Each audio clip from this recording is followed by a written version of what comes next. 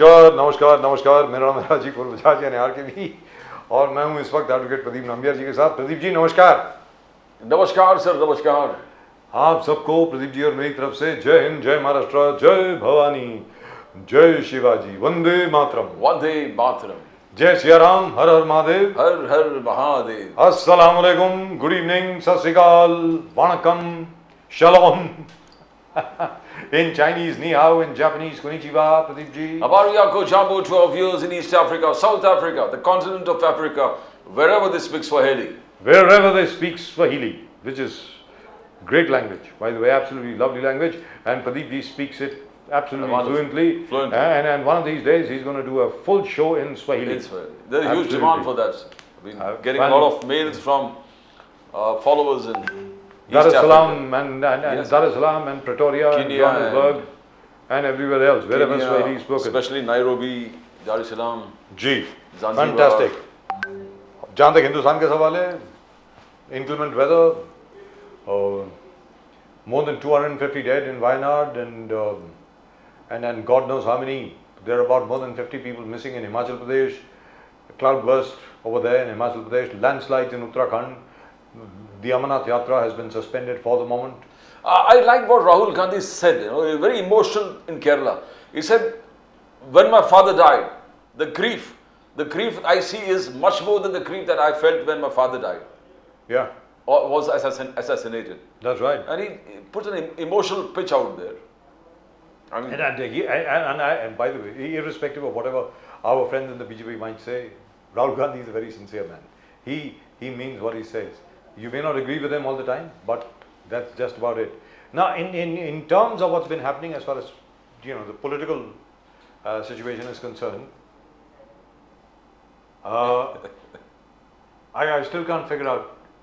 I still can't figure out what is being said in my ear. मेरे कान में क्या बोला जा रहा है प्रोडक्शन टीम से, मुझे बिल्कुल समझ में नहीं आ रहा है। तो let's go straight across to our guests. इस वक्त हमारे साथ हैं अली दारूवाला साहब और नासिर हुसैन साहब। अली दारूवाला साहब नमस्कार। नमस्कार राजीव सर, नमस्कार Pradeep sir, good evening, how are you gentleman? Always fine sir, thank you, lovely to have you with us. Nasir साहब नमस्कार। बहुत दिनों बाद। अरे नासिर साहब, और नासिर साहब क्या यार के साले ब्यूटी पार्लर से आते हो या क्या करते हो यार? मतलब how come you looking younger every day? Look at him यार, फैंटास्टिक। आज दारूवाला साहब टी शर्ट में है और नासिर जी पूरे कुर्ता पहने हैं। यूजुअली कुर्ता या शर्ट, हाँ, हाफ शर्ट में वो राहुल गांधी जैसे बाइसेप्स वगैरह दिखा के। जी नासिर साहब जिम वगैरह जाते हैं मुझे लग रहा है।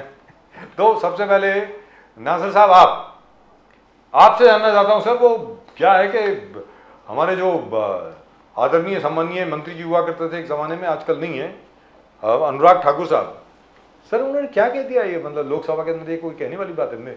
मेरी समझ में कहने वाली बात नहीं है। जहाँ तक बीजेपी का सवाल है वो तो कहते हैं तो कौन सी बड़ी बात हो गई। उन्होंने राहुल गांधी जी के लिए बोल दिया कि जिसको अपनी जात का पता नहीं वो उसको जातीय जनगणना चाहिए। मतलब ये कोई कहने वाली बात नहीं है वैसे, वेरी फ्रैंकली स्पीकिंग। और उसके बाद प्रधानमंत्री जी खुद उसको रीट्वीट करते हैं। तो नासिर साहब ये क्या चल रहा है? जो लेवल है, स्तर जो है पार्लियामेंट्री डिबेट की, वो कहाँ पहुंच गई है? बताएं नासिर साहब। Can't hear you, sir. Audio, please. Nasir साहब, audio, gentlemen. अभी ठीक है, बोलिए सर, बोलिए। Can't hear him. Gentlemen, what's going on? Can you please correct the audio of Nasir साहब? I can't hear Nasir साहब. So we talk to Mr. Daruwala by the time they get the audio. All right. So I mean, this is absolutely crazy. But do you think, Pradeep ji, this thing, because this thing is escalating now. I mean, it's not आज भी sir, आज भी BJP ने अपने पूरे social media में ये कहा है कि जाति जनगणना ये जिस प्रकार से कर रहे हैं, राहुल गांधी जी ने कहा मैं कराऊंगा जाति जनगणना, अगर BJP is not doing I will do it. लेकिन जो लोग जाति नहीं बोलते, उनके जाति नहीं बताते, वो चाहते हैं कि जाति पूरे देश में जाति के नाम पे, जाति जनगणना के नाम पर देश को बांटना चाहते हैं। देश जाति और जाति में एक टकराव पैदा करना चाहते हैं। That is what BJP is highlighting the social media बार बार, and they are sticking to it. As you said, Anurag Thakur, Even whatever he says, the BJP sir, दोनों में Prime फर्क है Minister ना। and everybody sticks to that. Sir दोनों They में stand फर्क by है that. ना। सर जातीय जनगणना की मांग करना और किसी को बोलना तेरी जात क्या है, ये दोनों में फर्क है ना सर उनका कहना है कि राहुल गांधी जी ने हर मंच पर including in the parliament he talked about सबके जात, कौन से आप कौन से जात के हो, आप ओबीसी हो, आप दलित हो, आप पिछड़े हो, आप कौन से हो, तो हर नॉट एक ने आई एग्री, बार बार बार बार बार बार हर मंच पे इंक्लूडिंग पार्लियामेंट। लेकिन ये कहना कि जिसको अपनी जात का नहीं पता, इसका मतलब क्या हुआ? इसका मतलब वो लावारिस है क्या? राहुल गांधी एलियन है? नहीं, उनका कहना है कि अनुराग नहीं, जिनको अपनी जात का नहीं पता का क्या मतलब हुआ? अनुराग ठाकुर जी, जिनके पिताजी का नाम धूमल था, जो अपने आप को ठाकुर बुलाते हैं, पहले तो ये स्पष्टीकरण दे दे कि भाई अपने पिताजी का नाम आपने क्यों नहीं रखा? Are you ashamed of your father? आपको शर्म आती है अपने पिताजी के नाम से? दूसरा जिसको अपनी जात का नहीं पता का क्या मतलब हुआ? इसका मतलब ये देखो साहब, हिंदुस्तान में भले आप मुस्लिम हो, हिंदू हो, क्रिश्चियन हो, जो भी हो, हर भारतीय किसी ना किसी जात में पैदा होता है, कोई भी जात होता है। हाँ, आप जात को ना माने, जात पात को आप मानते नहीं है, ये मान सकते हैं, लेकिन जब आप ये कहते हैं कि जिसको अपनी जात का नहीं पता हो, नहीं बताएंगे, उनका कहना है कि आप अपनी सर, जात चाहिए नहीं ना। बताएंगे, देश का देश को सर, जाति ये- के नाम पे बांटेंगे। That is the BJP social तो लेकिन ऐसा अनुराग ठाकुर जी ने तो नहीं कहा ना, जिसको अपनी जात का ना पता हो वो जातीय जनगणना की मांग कर रहा है। ये एग्जैक्ट वर्ड्स थे अनुराग ठाकुर जी के। Let's go across to Nasir साहब। जी नासिर साहब बताएं। ओके, आ रही आवाज अभी मेरी? आप बिल्कुल फर्स्ट क्लास, फंटास्टिक। सबसे पहले तो बोलने का जो शालीनता था हिंदुस्तान में पार्लियामेंट्री में, वो लगभग मुझे लगता खत्म हो रही है। जो शालीनता, जो बात करने की तहजीब, वो सब खत्म होती जा रही है। लोग अपने आराम शनाब बयान दे, क्या जात होती है जब एक पार्लियामेंट्री, जब हिंदुस्तान के पार्लियामेंट में चुन के आता है, उसकी सबसे बड़ी मजहब तो यही हो कि वो हिंदुस्तानियों की सेवा करे, वो हिंदुस्तानियों की बात करे। उसकी जात है कि वो हिंदुस्तानी है। जब आप मोहब्बत की, हम बार बार कहते थे ये मोहब्बत की हम बात करते हैं, आप नफरत की बात करते हैं, हम क्यों ना बात करें? हमारे जात से हिंदुस्तान की जात का क्या मतलब है? हम हिंदुस्तान की जनगणना की बात कर रहे हैं, हिंदुस्तान के वंचित लोगों की बात कर रहे हैं, जो इकोनॉमिकल फाइनेंशियल पिछड़ गए उनकी बात कर रहे हैं। जो रोहिणी कमेटी आपकी ही कहती है कि 5% लोगों को रिजर्वेशन मिल रहा है, 27% रिजर्वेशन दिया हुआ नहीं मिल रहा है, तो उस रोहिणी कमेटी की वजह से हम बोलते हैं जनगणना होना चाहिए। क्यों नहीं सेंसेक्स होना चाहिए? जब पेड़ों की, दरख्तों की, जानवरों की गिनती हो सकती है, तो इंसानों की गिनती क्यों नहीं हो सकती? इंसानों के मजहब की गिनती क्यों नहीं हो सकती? जब तक आप उनकी पहचान नहीं करेंगे, जब तक उनकी मजहब की आपको मालूमात नहीं होगी, तो आप उनकी मदद कैसे करेंगे? इसलिए तो हम कहते हैं जात की। तो आप राहुल गांधी पे पर्सनल अटैक करने लगते हैं, उनकी जात का पता नहीं। तो हिंदुस्तान की आवाम देख रही है कि इस तरह की भाषा हिंदुस्तान बर्दाश्त नहीं करती। इसी वजह से लोकसभा के इलेक्शन में जो हिंदुस्तान ने एक भारतीय जनता पार्टी के गाल पे एक तमाचा ही तो था, चाहे वो महाराष्ट्र हो, यूपी हो, चाहे दूसरे स्टेट हो, हर जगह उन्हें नाकामी का मुंह देखना पड़ा। अगर यही रवैया रहा, यही अरियल रवैया रहा, तो आने वाले जो अभी हमारे लोग विधानसभा के इलेक्शन, उसमें भी इन्हें बुरा हाल देखना पड़ेगा। तो आज भी मैं कहता हूं जनगणना करना चाहिए, सेंसेक्स होना चाहिए। सेंसेक्स जब तक नहीं होगा, हिंदुस्तान के बच्चों की मुस्तकबिल को आप नहीं बदल सकते। उनके मुस्तकबिल को बदलना है तो उन्हें पहचानना पड़ेगा, कौन गरीब है, कौन अमीर है, कौन कहां है, उसे जानना पड़ेगा। अगर हम इसकी बात करें तो उन्हें बुरा लगता है। क्यों? तो अपने नाम के आगे ठाकुर लगा के आप समझते हैं सबसे बड़े जात के लोग हैं। जो इंसान अगर दूसरे की बात करे तो उसकी नीचे आप दिखाने की कोशिश करते, उसी निचले तबके में दिखाने की कोशिश करते। क्यों आपको लोगों से नफरत है? अपने ही लोगों से नफरत है, अपने ही हिंदुस्तान के लोगों से नफरत है। ऐसा तो हमने मजहब हिंदुस्तान नहीं देखा जो आज हम देख रहे हैं। तो भारतीय जनता पार्टी को सोचना चाहिए बोलने से पहले। ये गंगा जमुना की तहजीब है, ये हिंदुस्तान की तहजीब है कि यहाँ सब झुक के सलाम करते हैं, झुक के प्रणाम करते हैं, झुक के नमस्ते करते हैं। आप वहां जातियों की बात कर, हम जाति जनगणना की बात तब भी करते थे, अब भी कर रहे हैं, कल भी करेंगे। ये सरकार जब भी जाएगी सेंसेक्स होके रहेगा। ये राहुल गांधी जी की बात है, तमाम इंडिया एलाइंस की बात है। जी अली दारूवाला साहब। यहाँ इनका जो भाषण है, इनका जो स्पीच है, ये शायद कोई नहीं का पॉलिटिकल व्यासपीठ पे बात कर रहे हैं। Over here, there was a very simple and a straight question for which Rahul Gandhi ji has not replied. The reason why Anurag Thakur ji has asked, "What is your caste?" Would you be able to explain? Do you have the whereabouts of your caste? There is a history and there is a background to it. Nasir bhai, नासर एक साहब second, नासर एक साहब second. नासर साहब उनको बोलने दीजिए ना। नासर साहब आपको इंटरप्ट नहीं किया उन्होंने। नासर साहब आपको उन्होंने इंटरप्ट नहीं किया। अली दारूवाला साहब को बोलने दीजिए। Yeah, जी जी बोलिए so बोलिए I'll tell you Daruwalla one साहब। thing. I'll just tell you one thing. See how the chronology of the Congress goes. When you ask them a valid question and you ask them for a reply, they will avoid it. They will duck the question. They'll talk of every party, everything else, but they will not answer to the fact. Over here, Anurag Thakurji, I'm repeating myself. He asked Rahul ji about your caste. Are you got any clue of what caste are you? So there is a history to it, sir. Rahul Gandhi's dad, Rajiv Gandhi, sir, his wife, they were intercaste marriage. All due respect, this can happen, maybe not even from the same country. All due respect, it has to be done. What caste is he following? Sir, when I'm asking for something, what is my ideology on the particular subject? If he's asking for a caste census, what would he term his caste as? You have to have an answer to what he said. If he was so confident, he would have got up from the seat and replied, I am Hindu, I am Christian, I am whatever I am a convert, or I do not believe in any religion, I do not wish to be called as per a particular caste. That is what would be the simple question. This is the reason why Anurag Thakurji asked. Point number one. Point number two, there are rumors in the lieutenant where people say that on Sunday he does a mass, then he goes for puja. It is a kind of a confusion. If you clear it, if you ask me, Ali Darola, I am a Sunni Muslim. You ask me once, are you a Shia? I said, no, I'm not a Shia. I'm a Sunni Muslim.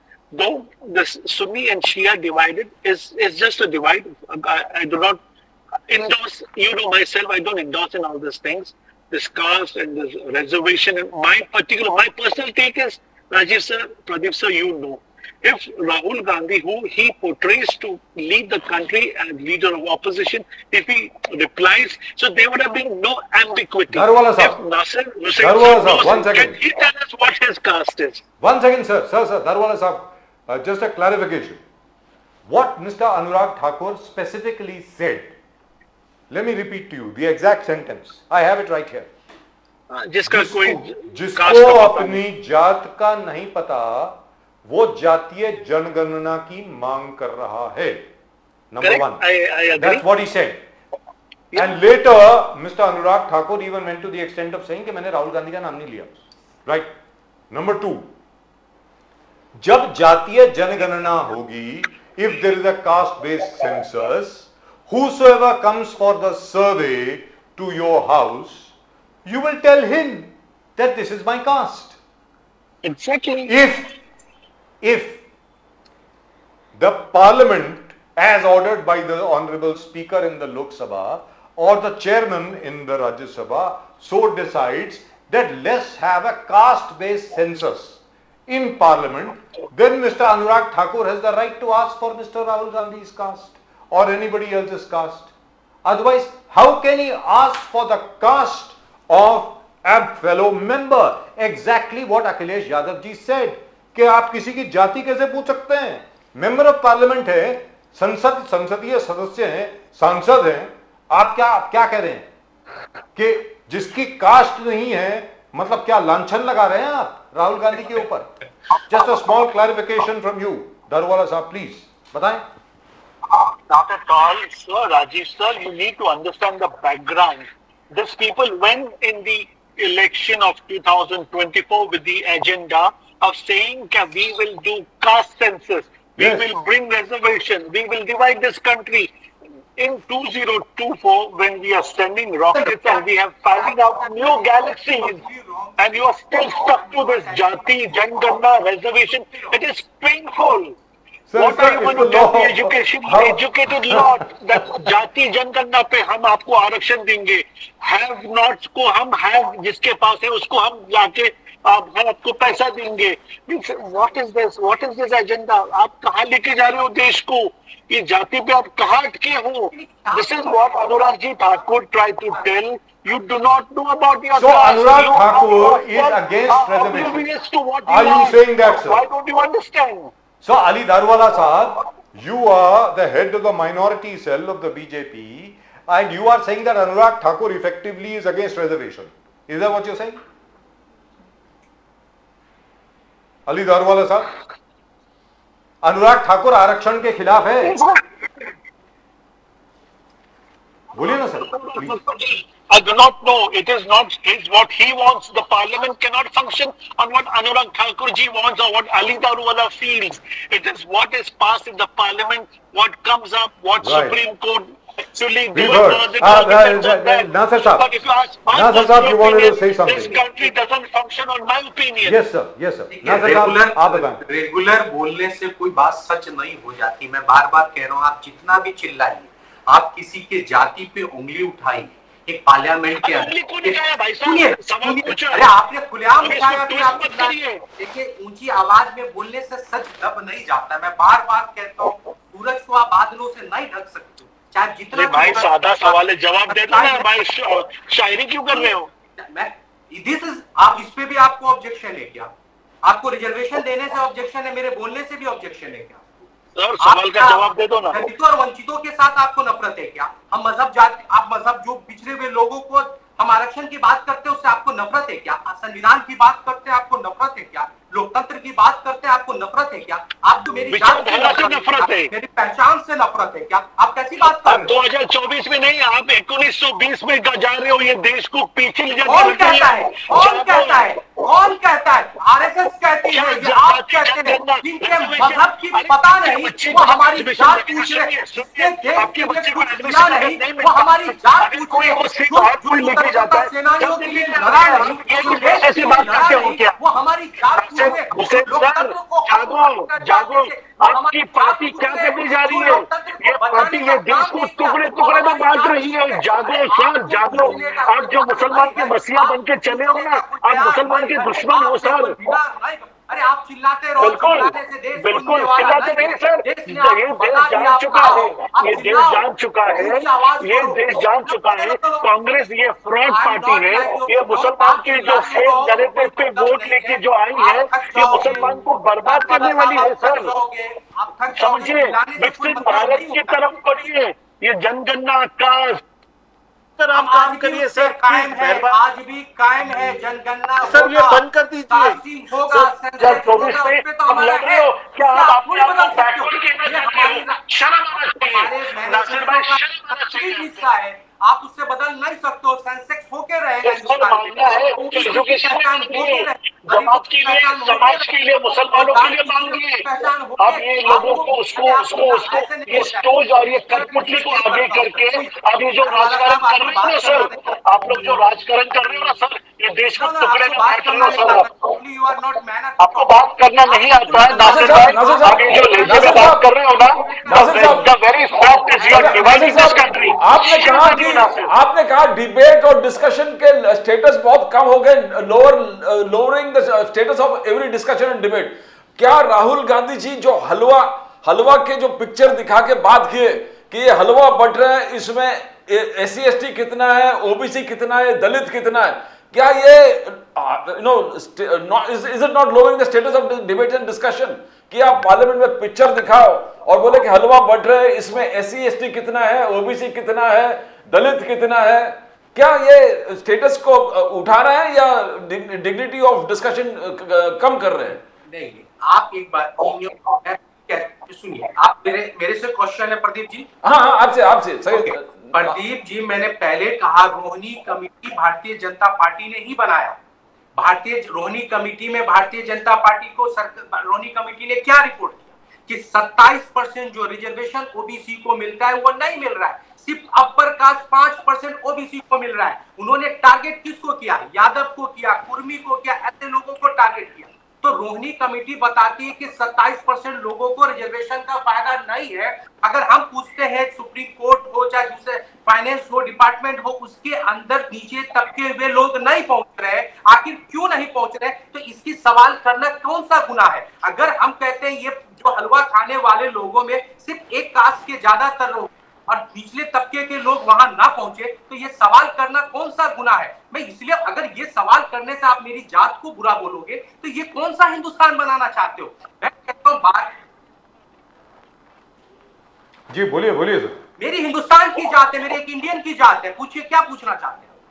जी लेकिन आप ये मजहब बताइए, मजहब पूछा, मजहब से। नहीं, आप कौन सी मजहब, हम अगर मेरी कोई भी मजहब हो तो क्या मैं एक, अगर संसद चुन के आता हूं तो मैं जनता की बात करता हूं, तो मेरे मजहब से मतलब है या जनता के मतलब से मतलब? जो पार्लियामेंट्री जीत के आता है उसकी मजहब इंपॉर्टेंट नहीं है, वो हिंदू अपने आवाम के लिए बात बस करता है, करिए वो सर, बहुत दुगलापन important है। बस करिए, आपका ये दुगलापन बस करिए सर, लोग जान चुकी है सर, ये भारत की एजुकेटेड जनता है सर, ध्यान में रखना सर, ध्यान में रखना, ये जो एजुकेटेड जनता है ये जान रही है सर। नासिर भाई, आपके और मेरे बच्चे, एक सेकेंड सर, कॉलेज में जब जाएंगे ना, और जब उन्हें जो एडमिशन डिनाई होएगा ना, जब आप जाग उठेंगे सर, अगर आप बच्चों को पढ़ाना चाहते हैं तो कांग्रेस से इस्तीफा दीजिएगा, कांग्रेस बीजेपी ज्वाइन करिएगा सर। ये जाति जनगणना, रिजर्वेशन, मराठा, ओबीसी, माड़ी, धनगर, इसे उठकर 2024 जब आपके बच्चे, आप जब अब्रॉड जाते हैं ना सर, शर्म आना चाहिए। तो अब क्या नासिर साहब आपको ऑफर है, छोड़ के आ रहे हो? नासिर साहब आपको पब्लिकली ऑफर दिया गया है, भारतीय जनता पार्टी में आइए, निमंत्रण है आपको। नहीं, नासिर साहब आ रहे हैं बीजेपी में, क्या बोलिए ना। उनकी बात को नहीं है, पहले ये सुनिए, ये कह रहे हैं जात का, भारतीय जनता पार्टी में ओबीसी मोर्चा होता है, माइनॉरिटी मोर्चा होता है, ये सब मोर्चे को बंद किया क्या आपने? स्क्रैप करो, मैं बोलता हूँ स्क्रैप करो, माइनॉरिटी शर्म आना चाहिए, मैं तो अपने आप को माइनॉरिटी में, मैं मेजॉरिटी के साथ हूँ। भारतीय जनता पार्टी की जो सेल है उसके अंदर कितने मोर्चे हैं? वो मजहब के नाम से ही तो आपने वो जातियों के नाम का वो सेल बनाया है ना। नासिर भाई सुनिए ना, ये माइनॉरिटी सेल मोर्चा नहीं होना चाहिए, आप सुनना नहीं चाहते। ये मोर्चा, वो मोर्चा, माइनॉरिटी मोर्चा, ये सब भूखस है सर, वेस्ट ऑफ टाइम है, ये बंद कर दो। ये यहाँ पे माइनॉरिटी का डिपार्टमेंट बंद करो, उसमें मेजॉरिटी करिए। 40% पॉपुलेशन है सर। बजाज भाई ब्रेकिंग न्यूज दे रहे दारूवाला साहब, ब्रेकिंग बंद कर देना चाहिए, बीजेपी के जितने सेल बनाए सबको बंद कर देना चाहिए। यानी कि आप भारतीय जनता पार्टी को डिफेंड करने नहीं आए, नरेंद्र मोदी जी का आप बात सुनिए, मेरे लिए सिर्फ 3 जाति है, एक द गरीब, एक है किसान और एक है महिला। मैं इन लोगों के लिए काम करता हूँ, गरीबों के लिए, महिलाओं के लिए, किसानों के लिए, वो ना कोई ब्राह्मण के लिए, ना कोई मुसलमान के लिए, ना कोई यहाँ पे ओबीसी के लिए। सर ये ओबीसी, ये जनगणना, ये सब स्क्रैप होना चाहिए नासिर भाई, आप समझिए सर। ये इसको डिबेट को हेडलाइंस बनाने की कोशिश मत करिए। आप घर पे आपकी बच्चों को, आपकी बीवी को पूछिए, मैं जाके ऐसा ये डिफेंड कर रहा हूँ, ये टॉपिक को लेके डिफेंड कर रहा हूँ सर, आपके घर के लोग हंसेंगे सर, हंसेंगे। At the end of the day when you sleep, आप जब घर जाके सोते हो ना सर, झूठ का यहाँ पे आप प्लीज बड़ी मत करिए सर। नासिर साहब, नासिर साहब, ये सिर्फ दो नासिर साहब, देश में सिर्फ दो काम है, बीजेपी का कहना है कि उनको प्रोटेक्शन मिलना चाहिए, उनके लिए काम करिए। नासिर साहब, बीजेपी का कहना है कि हर मंच पर राहुल गांधी जी हर व्यक्ति को पूछ रहे हैं कि आप ओबीसी हो क्या, आप दलित हो क्या, आप एससी एसटी हो क्या। ये कंटिन्यूसली पिछले 1-1.5 साल से राहुल गांधी जी हर मंच पर ये मामला उठा रहे हैं। तो ये क्या, ये ठीक है, ये डिस्कशन डिबेट ये इस प्रकार से ठीक है? कोई पत्रकार को पूछना आप कौन सा, आप दलित हो, आप ये क्या है, एससी एसटी से कमाए हो, आपके मालिक के ब्राह्मण है कि दलित है, तो ये कब तक चलेगा? नासिर साहब, बीजेपी का कहना, बीजेपी इसको हाईलाइट कर दिया। शायद आप मैं आपके स्टूडियो में होता तो इसका जवाब बेहतरीन देता। ये मेरी मोबाइल है, इस तरफ अगर आपको देखना, एक गरीब तबका यहाँ है, तो इसको जब तक मैं सपोर्ट नहीं दूंगा तो वो दूसरी तरफ नहीं देख सकता है, तो उसको पैदान देना पड़ेगा मुझे। अगर किसी की 4 फीट हाइट है, किसी की 6 फीट हाइट है, 8 अगर दीवार 8 फीट की दीवार है और इंसान 4 फीट का है, तो उससे 4 फीट का मुझे सपोर्ट देना ही पड़ेगा। जब तक उसको मैं नहीं उठाऊंगा तो वो समाज में नहीं आ पाएगा, वो तब के समाज में पिछड़ जाएगा। आप समझने की कोशिश करिए, नासिर हुसैन की फैमिली की बात नहीं है। नासिर हुसैन की, हम जब डिबेट में आते हैं तो एक पार्टी को रिप्रेजेंट करते हो, हम हिंदुस्तान के, हम महाराष्ट्र के तमाम लोगों की बात करते हैं, एक इंडिविजुअल इंसान की बात नहीं है कि मेरी बच्ची अच्छी स्कूल में पढ़ती है कि गरीब स्कूल में पढ़ती है। बात है कि महाराष्ट्र और हिंदुस्तान के बच्चे कहाँ पढ़ते हैं। बात होनी चाहिए कि वो, आपने कहा 3 अभी हमारे दारूवाला साहब ने बताया कि सबसे बड़ी गरीबी किसान की जात होना चाहिए, महिला की जात होना चाहिए। अच्छी लगती है सुनने के लिए। सुनिए ना दारू साहब, सुनिए ना सर, सुनिए ना, आपकी बात सुनिए, आप फिर सुन लीजिए 2 मिनट पेशेंस रखिए, आप भी अच्छे आदमी, जरा बोलने दीजिए।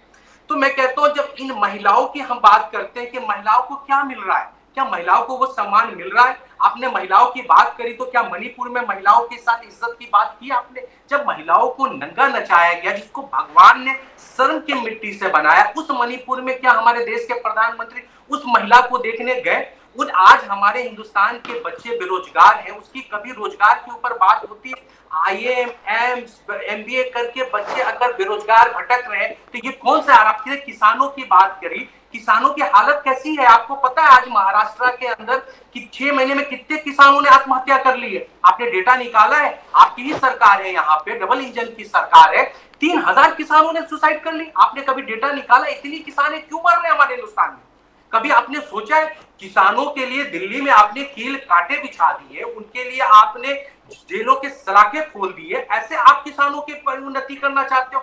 तो कौन से युवाओं को आप बढ़ाना चाहते हो? युवा बेरोजगार है, किसान मोहताज है, उसको MSP नहीं मिल रही, उसको दाम नहीं मिल रही है, महिलाओं को इज्जत और सम्मान नहीं मिल रही है, तो आप कौन सी जात की बात करते हो? तो इसलिए हम कहते हैं सेंसस कराइए, कौन गरीब है, कौन अमीर है, कौन समाज पिछड़ गया है, उसको कैसे मदद देंगे? जब तक आपके पास डेटा नहीं होगा तो दारूवाला साहब उसके ऊपर टॉपिक डिस्कस करिए कि आप उन मजहब जो पिछड़े हुए लोग हैं उनको आप ऊपर लाने का क्या रास्ता है, उनको पहचान करने का क्या रास्ता है, कैसे पहचानेंगे, कैसे फाइनेंशियल, सोशल, इकोनॉमिकल आप उनको मदद देंगे? आपके पास क्या पैरामीटर है, क्या आपके पास रास्ता है, वो देश को बताइए। आप हमारी जात और मजहब से आप कर गए कि मेरी कौन सी जात है, आप मेरी जात के पीछे पड़ गए। अरे मेरी जात मायने नहीं रखती, हिंदुस्तान की मजहब बहुत मायने रखती है, आप उस पर जवाब दीजिए। बिल्कुल। नासिर भाई सुनो ना, बहुत अच्छी, बहुत प्यारी बात करी। ये मजहब को और जाति जनगणना को 2 मिनट हम बाजू रखते हैं। हम बात करते हैं किसान आत्महत्या के ऊपर, जो यहाँ पे दिल्ली के बॉर्डर पे हो रहा है, उसके ऊपर हम 1 सेकंड बात करते हैं, स्टेप बाय स्टेप। फिर हम आएंगे महिलाओं पे और फिर जाएंगे मणिपुर के ऊपर। सर किसानों के लिए MSP फिक्स करने का ये जो काम, ये जो प्रावधान, ये जो फार्मर्स बिल आया था, उसको कैंसिल करने का, उसका टूल किट, उसका कनाडा कनेक्शन, उसका जस्टिन ट्रूडो, ये आपको सब अच्छी तरह मालूम है। ये आपका जो ये स्पॉन्सर्ड था, ये जो एजिटेशन, ये फ्रेमवर्क, मैं यहाँ दावे के साथ कहता हूँ, ये टोटल फेक नैरेटिव था। अगर फार्मर्स बिल पास होता, जो हमारे माननीय पंतप्रधान ने माफी मांगकर जो 900 लोगों की जो मृत्यु हो गई, उनका जो है उसका टोटल ब्लेम लेकर जो माफी मांग के जो बिल को विड्रॉ किया, वो उससे जो बड़ा नुकसान हुआ है नासिर भाई, ये देश उसे नहीं भूलेगा। और जहां पर किसानों का है, we are very sensitive about the farmers, we are trying, I am not saying we have done, we are trying and we are always going to try. I would like to know Congress ने क्या किया? ये हालत तो आज 9 साल में नहीं होगी ना, 60 साल आप सत्ता में थे सर। इसका सवाल का जवाब आप बेहतर दे सकते कि ये हालत क्यों हो गई। बट एनीवे, ये भी डर्टी और ये डिबेट और ये मड स्लिंगिंग पॉलिटिक्स में मैं बिलीव नहीं करता। किसानों का यहाँ पर वेदर के वजह से, ये अनसर्टेनिटी की वजह से ये बिजनेस वाइबल नहीं है। उन्हें साथ में सब्सिडरी और भी कुछ करना है, ये मेरी सोच है सर। वेल, ये फार्मर बेस्ड ये देश का जो है पॉलिटिक्स, ये जो टोटल 60-70% फार्मर्स ये देश में है, और पूरा पॉलिटिकल सिनेरियो उनके इर्द गिर्द होता है। उन्हें टैक्स में से बाहर रखा है। आपके हर एक पॉलिसीज को हमने दाद दिया, बल्कि कैंसिल नहीं किया। फार्मर्स के लिए मैं बेशक कहता हूँ जितना भी करो कम है, और करना चाहिए और ज्यादा करना चाहिए। दारूवाला साहब, I have a question for you. Daruwalla साहब, I have a question for you. जी, आपकी भारतीय जनता पार्टी की अगर इतनी ज्यादा सहानुभूति है किसानों के साथ, तो किसानी में जो जो इक्विपमेंट लगता है, जो जो चीजें लगती हैं, हर फर्टिलाइजर से लेके, पोटैश से लेके, जिंक से लेके, बाकी हर चीज से लेके, एक तो जो बैग आता था 50 किलो का, उसको कम करके आपने 40 किलो कर दिया, और उस 40 किलो के ऊपर GST आपने 18% कर दिया। टोटल उसकी प्राइस इंक्रीज जो हुई है पिछले 10 साल में, that has gone up by almost 26%। किसानी में जो जो चीज लगी है उसकी कीमत बढ़ी है। और सबसे बड़ी बात क्या है सर, अभी अभी आदरणीय सम्माननीय अजीत दादा पवार ने कहा है कि मैं 0 बिल दूंगा अगले 5 साल के लिए किसानों के लिए इलेक्ट्रिसिटी का। चलिए ठीक है, देंगे, लेकिन डीजल की प्राइस तो कम कर दीजिए सर। पंप नहीं चलता डीजल के बगैर, वो भी डीजल आपने बढ़ा दिया, तो किसान आखिरकार जाएगा कहां? He has only one way out. एक तो ऊपर से बैंकों का कर्जा, कोऑपरेटिव बैंक्स के लोग जो हैं किसान के घर में भेज देते हैं कलेक्टर्स को, तो वहां पे बेचारा आत्महत्या नहीं करेगा तो और क्या करेगा सर? आप मुझे बताइए। आई एग्री विद यू, ये आप कहते हैं पिछले 9 साल का नहीं है, लेकिन पिछले 5 साल में आपने क्या किया है? 5 साल तक देवेंद्र फडणवीस साहब की सरकार थी, क्या पोटैश की कीमत, यूरिया की कीमत, बाकी फर्टिलाइजर्स की कीमत, nitrogen based fertilisers, organic fertilisers, क्या उनकी कीमत कम हुई? कम नहीं हुई सर, 26% से बढ़ाई गई। आप ये बताइए, is that the way to help farmers? Are you helping farmers sir? Exactly, sir. All this Darwala sir, please. that you're saying, they are imported, they are coming from outside the international market. After the COVID that we have faced, we have been Sir, not just a question of COVID, even before that. I am talking about even before that, sir. COVID तो बहुत बाद में आया sir. Sir 2014 में Covid नहीं था। 2014 से लेकर के 2019 तक 5 साल तक किसानी की हर चीज जो किसानी में लगती है, फार्मिंग में जो लगती है, उसकी कीमत बढ़ाई गई है। Is that the way to help farmers sir? MSP के ऊपर आप कानून नहीं बना रहे, या सीधा बोल दीजिए ना भाई नहीं बना सकते यार, नहीं है पैसा हमारे पास, सीधी बात है सर। क्या है बोलिए दरवाला साहब please. Exactly. So this is definitely not a subject of mine, but I said whatever needs to be done for farmers, if we are falling short, we need to do and we need to better it. As you're saying, the prices of fertilizer, I will definitely take it up. I was just jotting it down as we were talking. As to I'm trying to tell you, And even most prices this of seeds. chemical based. Sir आजकल बीज ही नहीं मिलता किसान को। Sir बीज नहीं मिलता है गग्गा मार्केट में जाकर के। I am so sorry, we are diverting from the main subject. You can't even get seeds. Sir, there is a major problem. Let me tell you this, and this is not just with regard to farming. Sir, please, Darwala Sahab, I respect you.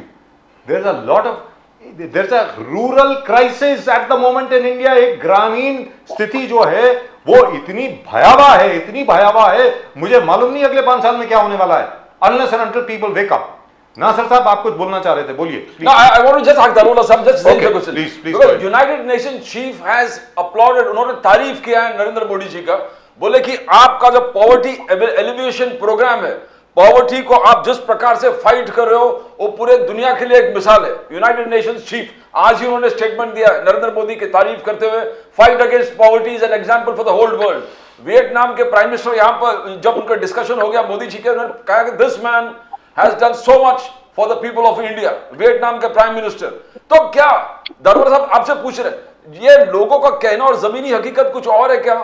कि लोग पूरे international monetary fund है, world bank है, world bank is saying India is the fastest growing economy, one is saying you are fighting poverty, the greatest example for the whole world, upliftment of the poor and downtrodden, Vietnam के prime minister तारीफ करे, तो जमीनी हकीकत क्या दूसरा है दरवाला साहब? No, not is there, sir. I'll tell you about this farmers. I'll just complete the sentence by Rajiv, sir. And I could not address his anger and anguish as to why the prices of fertilizers have gone up. I basically feel it is in the international market where chemicals are coming. China is trying to arm twisters, squeeze us, and most of it, 80%, is being imported internationally because of the fuel crisis. And in the foreign countries, the cost of crude has really skyrocketed. The landed cost of fertilizers has 110%, as Rajiv sir said. It has gone up by 25 to 26%. There is no two ways about it. We need to bring the prices down and we need to work on it. I am not refuting the charges. I am accepting the charges. For farmers, no matter what we do is less, because this is a farm-driven economy in India. Our 80% voters are farmers, and we need to first take care of farmers. I agree and I accept that we have done less, more needs to be done, but my Prime Minister is seriously and honestly very concerned about farmers. Well, I cannot tell you on this debate as I am on the back foot right now, but I can assure you the price factor will be taken up. I have jotted down and it's going to be taken to the office where it needs to be taken. About Mahila, I can tell you for last 30 years, the Congress only went on saying that we will give reservations. It is the BJP who actually molded the dream what Indira Gandhi ji had created, and we went and we gave 33% reservation. It has now become a law, and you will see women hobnobbing, running in the parliament, walking shoulder to shoulder with men. It is a beginning, and we will move as well as bringing women on the board as equal to men. Not You know, Are you Daruwala that is as equal to us? Prime Minister Modi has said नारी शक्ति के लिए 3 लाख करोड़ के budget इस budget में हमने assign कर दिया है। 1 करोड़ के आसपास मैं लखपति दीदी बनाऊंगा, that is what prime minister Modi has said. 3 crore पूरे 5 ईयर के टर्म में। आयुष्मान भारत, नारी शक्ति, नारी सशक्तिकरण के लिए आयुष्मान भारत को आशा, आंगनवाड़ी और अलग अलग हेल्पर्स को, इनको भी आयुष्मान स्कीम। तो ये नारी शक्ति actually is more question for Nazir साहब, क्या ये कम है क्या? ये सब जितना मोदी साहब कह रहे हैं कि हमने नारी सशक्तिकरण के लिए इस बजट में एलोकेशन किया, ये किया, कैसे देखते हो आप? नहीं, पहले तो इनके जवाब दो। दारूवाला साहब ने किसान के बिल की बात करी कि वो किसान के बिल अगर पास हो जाते और वो लागू होता तो किसानों की मुस्तकबिल बदल जाती। तो क्या था उस काले कानून में, जरा ये भी तो बताना। सर जरा जोर से बोलें सर प्लीज। वो काला कानून क्या कहता था? वो काला कानून यही कहता था ना, अगर मेरठ में कोई 50 रुपए किलो आलू है तो केरल में जाके वो 100 रुपए में बेच सकता था। यही वो काला कानून कहता था कि मेरठ का आलू जाके केरल में 100 रुपए में बेच दो, मगर 100 रुपए में उसको बेचने के लिए, एक ट्रैक्टर बेचने के लिए कितना ट्रांसपोर्टेशन खर्च होने वाला था, वो उसके ऊपर राय मशवरा नहीं किया गया। तो कांग्रेस क्या कहती है कि हर जिले में एक मंडी होनी चाहिए और लिखित एमएसपी की बात होनी चाहिए, उस पे एमएसपी की गारंटी होनी चाहिए। सरकार उसके ऊपर क्यों नहीं बात करती? अरे अपने लाए हुए कानून को आप नहीं पास करा पाए, अपने लाए हुए कानून पे आप टिक नहीं पाए, आपको देश से माफी मांगनी पड़ी, उस कानून को वापस लेनी पड़ी। क्यों? किसानों की नफरत थी क्या? किसानों के लिए जब काम नहीं होगा तो किसान कहां जाएंगे? सड़कों पे ही आएंगे ना। सुनिए ना, सुनिए सर, सुनिए आप सुनिए। जेपी क्या बोलते थे? जब संसद आवारा हो जाए तो रोड सन्नाटा हो जाता है, तो रोड पे जब संसद आवारा होगा तो जनता रोड पे आएगी, ये जेपी कहते थे। जयप्रकाश नारायण की वो अल्फाज है। आज भी लोग सड़कों पे आके अपने लिए न्याय मांगे। अरे वो किसान जो हमारे, उनके बच्चे, किसान के बच्चे देश के सुरक्षा करते हो, उन्हें आप अग्निवीर में झोंक दिया। उस अग्निवीर में जो बच्चों की मुस्तकबिल नहीं, 5 साल के बाद उन्हें रिटायर कर दो। उन किसानों पे अत्याचार करो, उस किसान के बच्चों को अत्याचार करो। उस किसानों से आपने कभी माफी मांगा? क्या नहीं उस पर? अभी आपने बोला टूल किट, पता नहीं क्या क्या आप जोड़ दिया। अरे अपने ही देश के किसानों को आप टेररिस्ट बनाने लगते हो, आतंकवादी बनाने लगते हो, पाकिस्तान से कनेक्शन दिखाने लगते हो, आप कनाडा से कनेक्शन दिखाने लगते हो। अरे हिंदुस्तान की वो किसान जो हमारे और आपके पेट भरता हो, हमारे आपके देश की सुरक्षा करता हो, उन किसानों के लिए आपके दिल में इतनी नफरत क्यों? ये तो हम इसीलिए कहते थे ये 3 काला कानून है। हिम्मत था तो आप देते लिखित एमएसपी की गारंटी, हर जिले में उनकी एक मंडी बनता, उस मंडी से उनको प्राइस मिलता, वो अपने चीजों को वहीं बेचते। तो आप बोलते हो मेरा बिल आपने शायद केरल में बेच के आओ। सुन लीजिए दारू साहब, सुन लीजिए आप 2 मिनट। आप बोल रहे तो मैं आपको सुन रहा था, आप भी सुन लीजिए। आपको बुरा लगता होगा तो लगने दीजिए, इसके बाद आप बोल लीजिएगा मेरे बात पे। आप बाद में आपका झूठ देख के हंसी आ रही है। आप हंसते रहिए ना, बीजेपी हंसते हंसते ही घर बैठ चली जाके। मैं रुलाने थोड़ी आया हूं, आपको हंसाने ही आया। जी बोलिए सर। मेरा काम आपको रुलाना है भी नहीं, जनता आपको रुला के घर बैठा देगी। आप हंसते रहिए या कुछ भी करेंगे, जनता आपको घर बैठा देगी। क्योंकि अभी आ रही पार्लियामेंट असेंबली के इलेक्शन महाराष्ट्र में, आपने किसानों की बात करी। अरे आपने किसानों के लिए मराठवाड़ा में क्या काम किया है? नासिक में क्या काम किया है? नासिक के अंदर पानी नहीं है, मराठवाड़ा में पानी नहीं है, लोग कई किलोमीटर से पानी लेकर आते हैं। आप बात कर रहे हो किसानों की। अरे जहां रिफॉर्म यूरोप में आया, वो किसानों का बिल जब यूरोप में वो फार्मर रिफॉर्म बिल को ला नहीं पाए, वहां के किसानों की मुस्तकबिल नहीं बताए, वहां का कॉपी करके हिंदुस्तान में आप उन किसानों की मुस्तकबिल बदल दोगे? अरे कैसे? जब अमेरिका जाओ, वहां के किसानों के हालात देखो, हर 10 किसानों में से 1 किसान आत्महत्या करता है। सिर्फ वहां की सब्सिडी पे किसान टिकी हुई है। आपको पता है उस रिफॉर्म से किसानों की हालत क्या है? सिर्फ सरकार सब्सिडी दे रही है तो वो रिफॉर्म वो जिंदा जी पा रहे हैं। कोई किसान की मुस्तकबिल बहुत बेहतर वहां भी नहीं है। तो हिंदुस्तान के अंदर किसानों की बदलना है तो मैं बार बार कहता हूं, उनको कनेक्टिविटी दो, शहर के साथ जोड़ो, उनके लिए एक अच्छी सड़क मार्ग बनाओ। जब तक शहर से गांव की कनेक्टिविटी दूर नहीं होगी, ना बेरोजगारी जाएगी, ना किसानों की हालात बदलेगी। जब तक किसानों को अपने गांव में काम नहीं मिलेगा, किसानों को अपने जगह पे दाम नहीं मिलेगा, तो ये देश से ना बेरोजगारी खत्म होगी, नहीं कुछ होगी। तो तो आप अपने महिलाओं की बात करें, तो अपने महिलाओं के लिए कौन सा काम किया जो बताइए, महिलाओं को कितना आगे बढ़ाया आपने बताइए, महिलाओं को कितने सीट आपने पार्लियामेंट में दिया है वो बताइए, कितने महिलाओं को आप जिता के लेके आए वो बताइए, आपने कितने चीफ मिनिस्टर हिंदुस्तान में बीजेपी की है वो बताइए। अरे आपने महिलाओं के लिए कुछ किया है? इकलौती सीएम है अभी आज की तारीख में ममता बनर्जी, कोई महिला दूसरी नहीं बना पाए। अरे इतनी जगह आपकी सरकार है, एक महिला सीएम है आपके पास, आप महिलाओं की बात करते हो। अरे महिलाओं को तो सिर्फ आप लोगों ने क्या क्या अल्फाजों से नवाजा है वो मैं यहाँ कह नहीं सकता। कभी आरएसएस के आप वीडियो देख लीजिएगा, मोहन भागवत जी आरएसएस के चीफ क्या बोलते हैं महिलाओं के, तब आपको मालूम हो जाएगा महिलाओं के लिए कितना सम्मान है। जो महिलाओं से पैर धुलवाए वो महिलाओं को सर पे बैठा सकता, कभी इनसे उम्मीद नहीं की जा सकती है।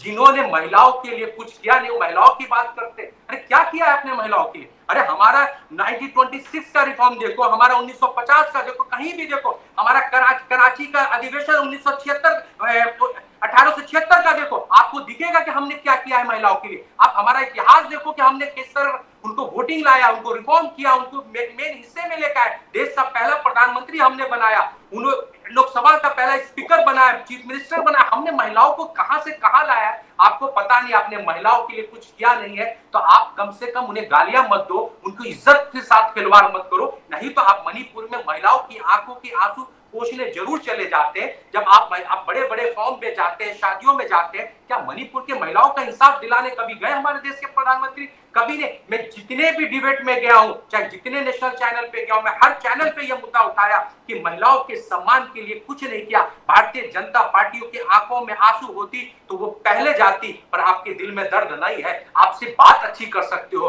पर काम अच्छी नहीं कर सकते हो सर। जी दारूवाला साहब कुछ बोल रहे थे आप? Nothing, Nasir bhai, his that prototype bhashan of this Congress, he is just trying to attack BJP.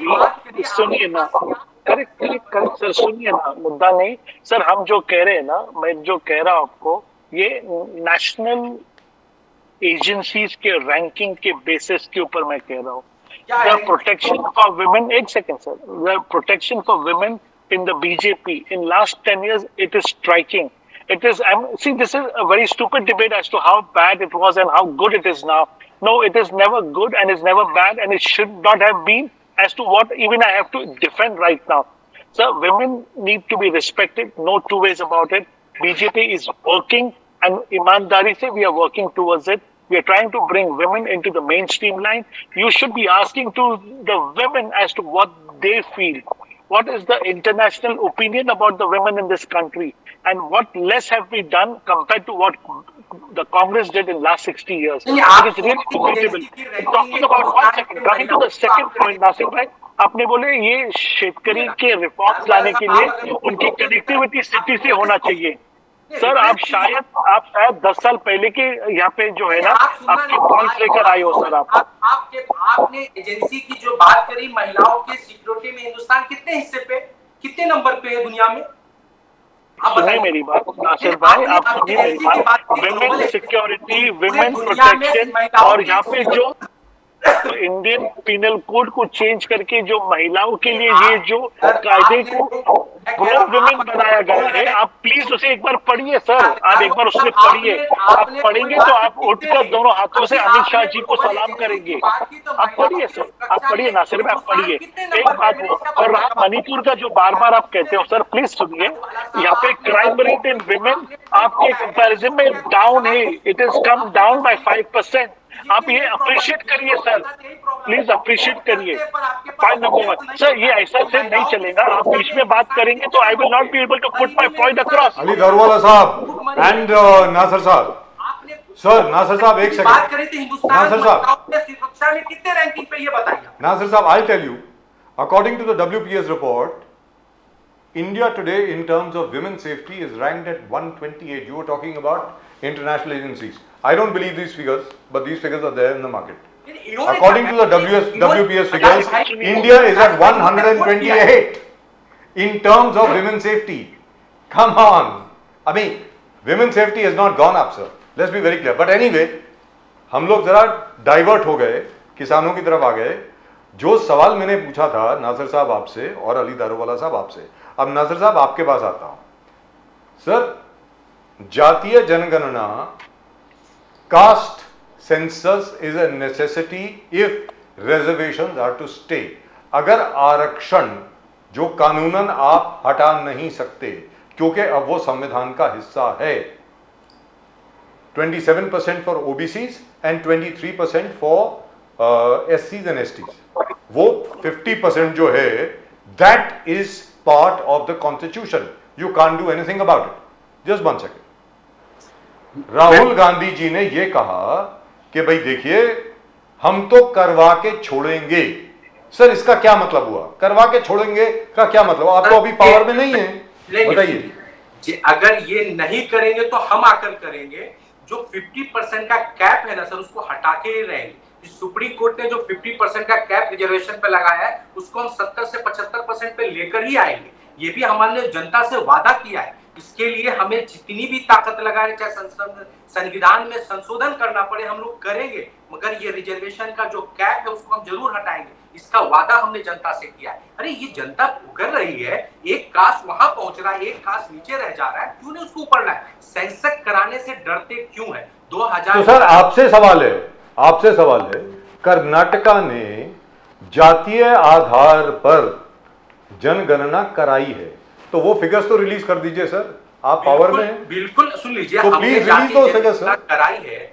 जाति जनगणना की पूरी रिपोर्ट अभी आई नहीं है सरकार के पास, अभी चल रही है। जैसे आएगी रिलीज करेंगे। बिहार में भी हमने जाति जनगणना कराया था ना, आरजेडी और जेडीयू हम साथ में थे, हमने पब्लिश किया है वहां भी, तो हम यहाँ भी करेंगे। पर आप ये पूरे रिजर्वेशन पे हम देने की बात कर रहे थे, तो रिजर्वेशन का डर कौन दिखा रहा था? माइनॉरिटी का डर कौन दिखा रहा था? क्या अमित शाह नहीं कह रहे थे कि कर्नाटका में जाके मुसलमानों को रिजर्वेशन दे दिया जाएगा, उनका रिजर्वेशन छीन लिया जाएगा, हम रिजर्वेशन होने नहीं दे? ये सब कौन डरा रहा था हिंदुस्तान के लोगों को? नासिर साहब, अभी मेन महाराष्ट्र वाला इश्यू है। महाराष्ट्र में यह है कि जातीय जनगणना ठीक है, एक चीज है अहम है, मगर जरांगे पार्टी ने जो कहा कि मराठा रिजर्वेशन हमको ओबीसी के अंदर चाहिए, इसमें बीजेपी और अलग अलग हिस्सों का स्टैंड है कि कांग्रेस का स्टैंड क्या है, उद्धव ठाकरे जी का स्टैंड क्या है, शरद पवार जी का स्टैंड क्या है, और बार बार एक ग्रुप मराठा समाज के जाके आपके स्टैंड बार बार पूछ रहे। उद्धव ठाकरे जी मातोश्री चले गए, शरद पवार साहब के पास गए, अजित पवार, तो स्टैंड क्या है? स्टैंड क्या है? क्या मनोज जारंगे पाटिल जो कह रहा कि मराठा आरक्षण ओबीसी कोटा में से ही होना चाहिए, ये जिद उनका कैसे सॉल्व करेंगे? आपका स्टैंड क्या है? मराठा समाज को रोड पे लाने वाले कौन है? देवेंद्र फडणवीस साहब। उन्होंने ही अपने इलेक्शन में वादा किया था हम उनको रिजर्वेशन देंगे। मराठा समाज को उन्होंने वादा किया था ना, पूरे इलेक्शन में वोट मांगते समय क्या कहा था कि हम आपको रिजर्वेशन दें। तो मैंने अभी आपको कहा ना कि मराठा समाज हो या ओबीसी समाज, जब तक कैप नहीं हटेगा 50% का, आप इनको हक नहीं दे सकते। अगर आप ओबीसी में से काट के देंगे तो ओबीसी नाराज। अरे जॉब 100 है, ओबीसी 27 रहेगा तो 27 को ही मिलेगा, या मराठा को मिले या ओबीसी को मिले। इसलिए बोलता हूं कि इस कैप को हटाना ही पड़ेगा। जब तक संविधान में संशोधन करके इस 75% रिजर्वेशन नहीं लाइएगा, आप इनको हक हकूक नहीं दे पाइएगा।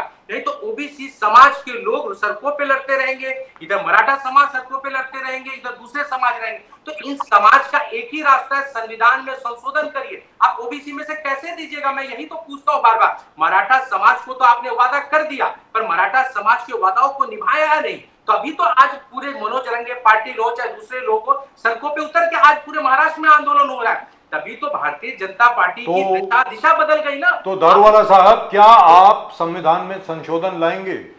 Are you going to bring an amendment to the constitution to increase the cap put by the supreme court of 50%? क्योंकि जब तक आप वो नहीं करते हैं, मराठा रिजर्वेशन तो हो नहीं सकता ना सर। ओबीसी में कैसे होगा? It is not possible sir. Sir बताइए ना sir, please speak a bit louder. No, sir, we will not be touching the constitution. It's not in our grave. As they said that they claim that BJP will change the constitution. So this guy is falling in his own traps.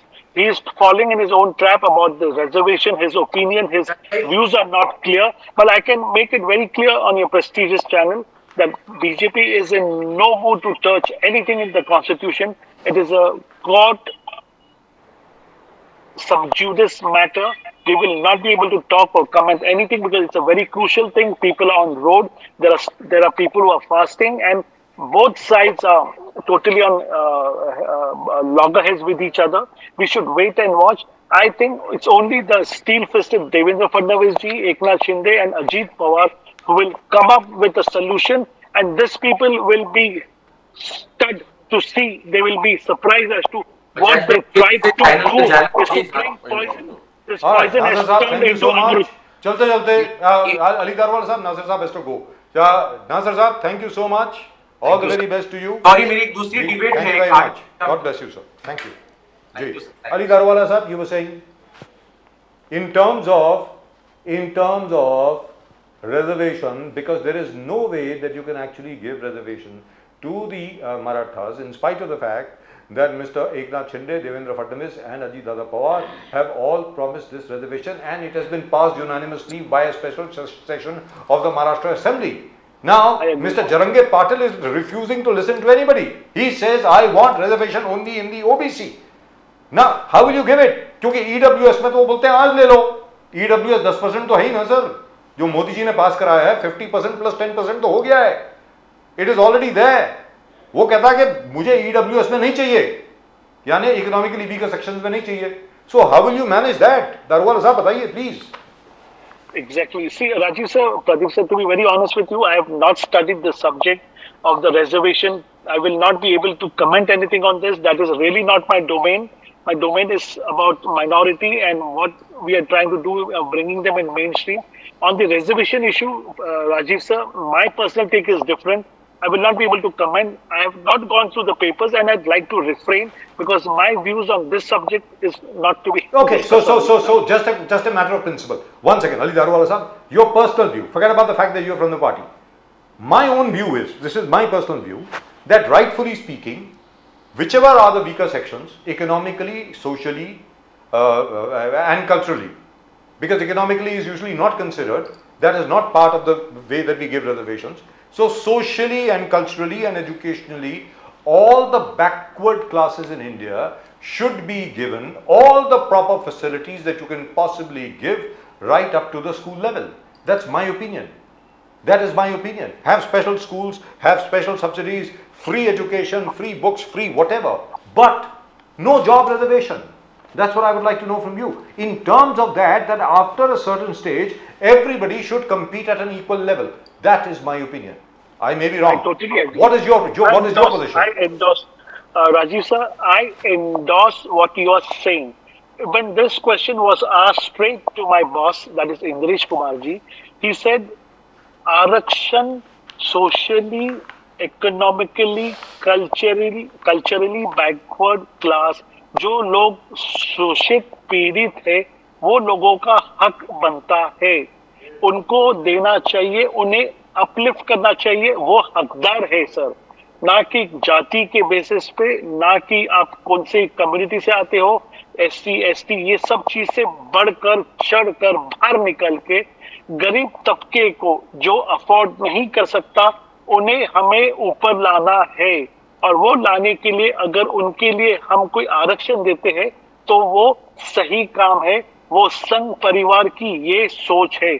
मगर as you see what is happening, what is this political ambit is really painful, sir. Hang on a minute, Pradeep ji. This case of what is that lady's name? Khedkar? Pooja Khedkar. What is that? Yeah, name? Pooja Khedkar. Pooja Khedkar's case really illustrates the manner in which caste-based reservation is being misused, isn't it? Exactly. In every level. They are At misusing every it at level. I mean, you got a creamy layer. These people have been enjoying a caste-based reservation for God knows how many generations. And it is the same people again and again from the same families who are getting advantage of caste-based reservation. So maybe we need to take a second look at it. Pradeep ji, aapko puchna No, I wanted to ask you something out of the topic. Now, the Congress says Rahul Gandhi जी जमीन से जुड़ा हुआ है. That says, आप पिछले एक साल से देखो राहुल गांधी जी फील्ड में किसान के साथ खेत में पैडी क्रॉप उगा रहे हैं. रामेश्वर भाई वेजिटेबल वेंडर के साथ बैठ के वो वेजिटेबल पे डिस्कस कर रहे हैं. अली दरवाला साहब, रामचेत भाई सुल्तानपुर में उन्होंने उनके साथ बैठ के मजदूरी किया. ट्रक ड्राइवर ब्रदर्स के साथ बैठ के अंबाला से चंडीगढ़ उधर ट्रक चलाया राहुल गांधी जी ने. फिर जाके कारपेंटर्स विश्वकर्मा के साथ बैठ के केओटी नगर में उन्होंने विश्वकर्मा लोगों के प्रॉब्लम्स को समझा। मैंने मैकेनिक ब्रदर्स में करोल बाग में वो बैठ के, now they believe that Rahul Gandhi has attend every जो ग्राउंड नॉलेज है, गरीब से गरीब के साथ बैठ के। ना how do you see, they see that he is, जब वो बात करते हैं पार्लियामेंट में, is a reflection of the services that he has moved along with the poor and downtrodden. How much do you believe when the Congress says that? Daruwalla साहब, Sir, as an individual, talking about Rahul Gandhi ji, he is not cut for politics. He is a clean, he is a good human being. He is not a politician. He are trying to put him in a shoe which doesn't fit him. He will be a good human being. He is above caste, I can assure you. He is well educated. Seriously, Rahul Gandhi ji doesn't fit into politics. He should be really given a clean exit. But he is not been asked to go. Is really, really painful for this man, what he's trying to be, what he is not. That is my take on Rahul Gandhi ji. And you know, I refrain from calling him the various names. It is not done. It shouldn't be done. As to people who do it, it is not done, sir. Rahul Gandhi ji is not cut for Rahul politics. Gandhi ji is telling you that you should be talking about Jammu and Kashmir terror attacks. You should be talking about train accidents. आप तो इस विषय में बात ही नहीं कर रहे। आप कह रहे हैं कि 370 कर दिया एब्रोगेशन, हमने सब कुछ हासिल कर दिया, बट जमीनी हकीकत कुछ और है। दारुवाला साहब, Yeah, 100%. I agree. Sir, a lot of changes need to be brought over there. Like Rajiv sir suggested last time, all the attacks, if you see the chronology, the way they have been attacked is in transit, is in transport. Over there, the roads need to be sanitized. As to, I agree with Rajiv sir when he said, why travel by road when there is so much threat? Why can't they be airlifted, their transportation mode change? Why news leaks and why our innocent soldiers are killed? वहां पर ध्यान देना बहुत जरूरी है sir. 370 बेशक Sir, where is the निकाल budget? दिया है, Sir, why मगर am I the dirty spending? snake has Sir, again defense budget raised has its come head down. in Kashmir. अरे दारुवाला साहब, निर्मला सीतारमन जी has brought down the defense budget, sir. क्या बात कर रहे हो sir? Even the bulletproof and bomb-proof vehicles that were ordered, they have not come. Bulletproof vests have not come. The proper guns that are required for anti-terrorist operations, all the night sights and everything else which are required. Sir, उसमें don't get me started off. My point I is, agree. sir, ये क्या है? Well, let's be very, very practical. मेरा ये कहना है, the priorities lie elsewhere. And number two, everybody is talking about what? Andhra Pradesh and Bihar. Even in Andhra Pradesh, the 15,000 crores which have been promised to Andhra Pradesh, that is not a grant, it's a loan. That, at some point of time, we will help you get a loan from the World Bank. That's what the sector has promised. Now, Yes, my let's point is, address better. sir, you are from the RSS. Sir, आप संघ से हैं. मैं आप पता नहीं publicly कितना बोल सकते हैं, कितना नहीं बोल सकते. सर, पूरे देश को एकत्रित करना जो होता है सरकार का काम होता है. ऑपोजिशन का काम, विरोधी दल है, विरोधी पक्ष जो है उसका काम आपका विरोध करना है. लेकिन सर, मुझे ऐसा लगता है कि अभी जिस प्रकार अभी मसला चल रहा है, what Anurag Thakur said, what everybody said, perhaps could have been avoided, very frankly speaking. This is similar to Mangal Sutra and Bhains. Correct. ये सब अवॉइड करना Yeah, चाहिए. seriously, yeah, seriously, I agree मेरी ये with you, समझ है. आगे आप बताएं सर, बोलिए. 100%, sir. All this kind of debate, this language, this is definitely taking. We should understand there is the world media that is watching us. It's not only India. We have people staying abroad who are watching what is happening. If this can be avoided, we can have a healthy discussion and in a very decent manner. If you've seen the British Parliament, how they talk, how they address each other, if this can be brought into us, it will really, really be appreciated and welcome.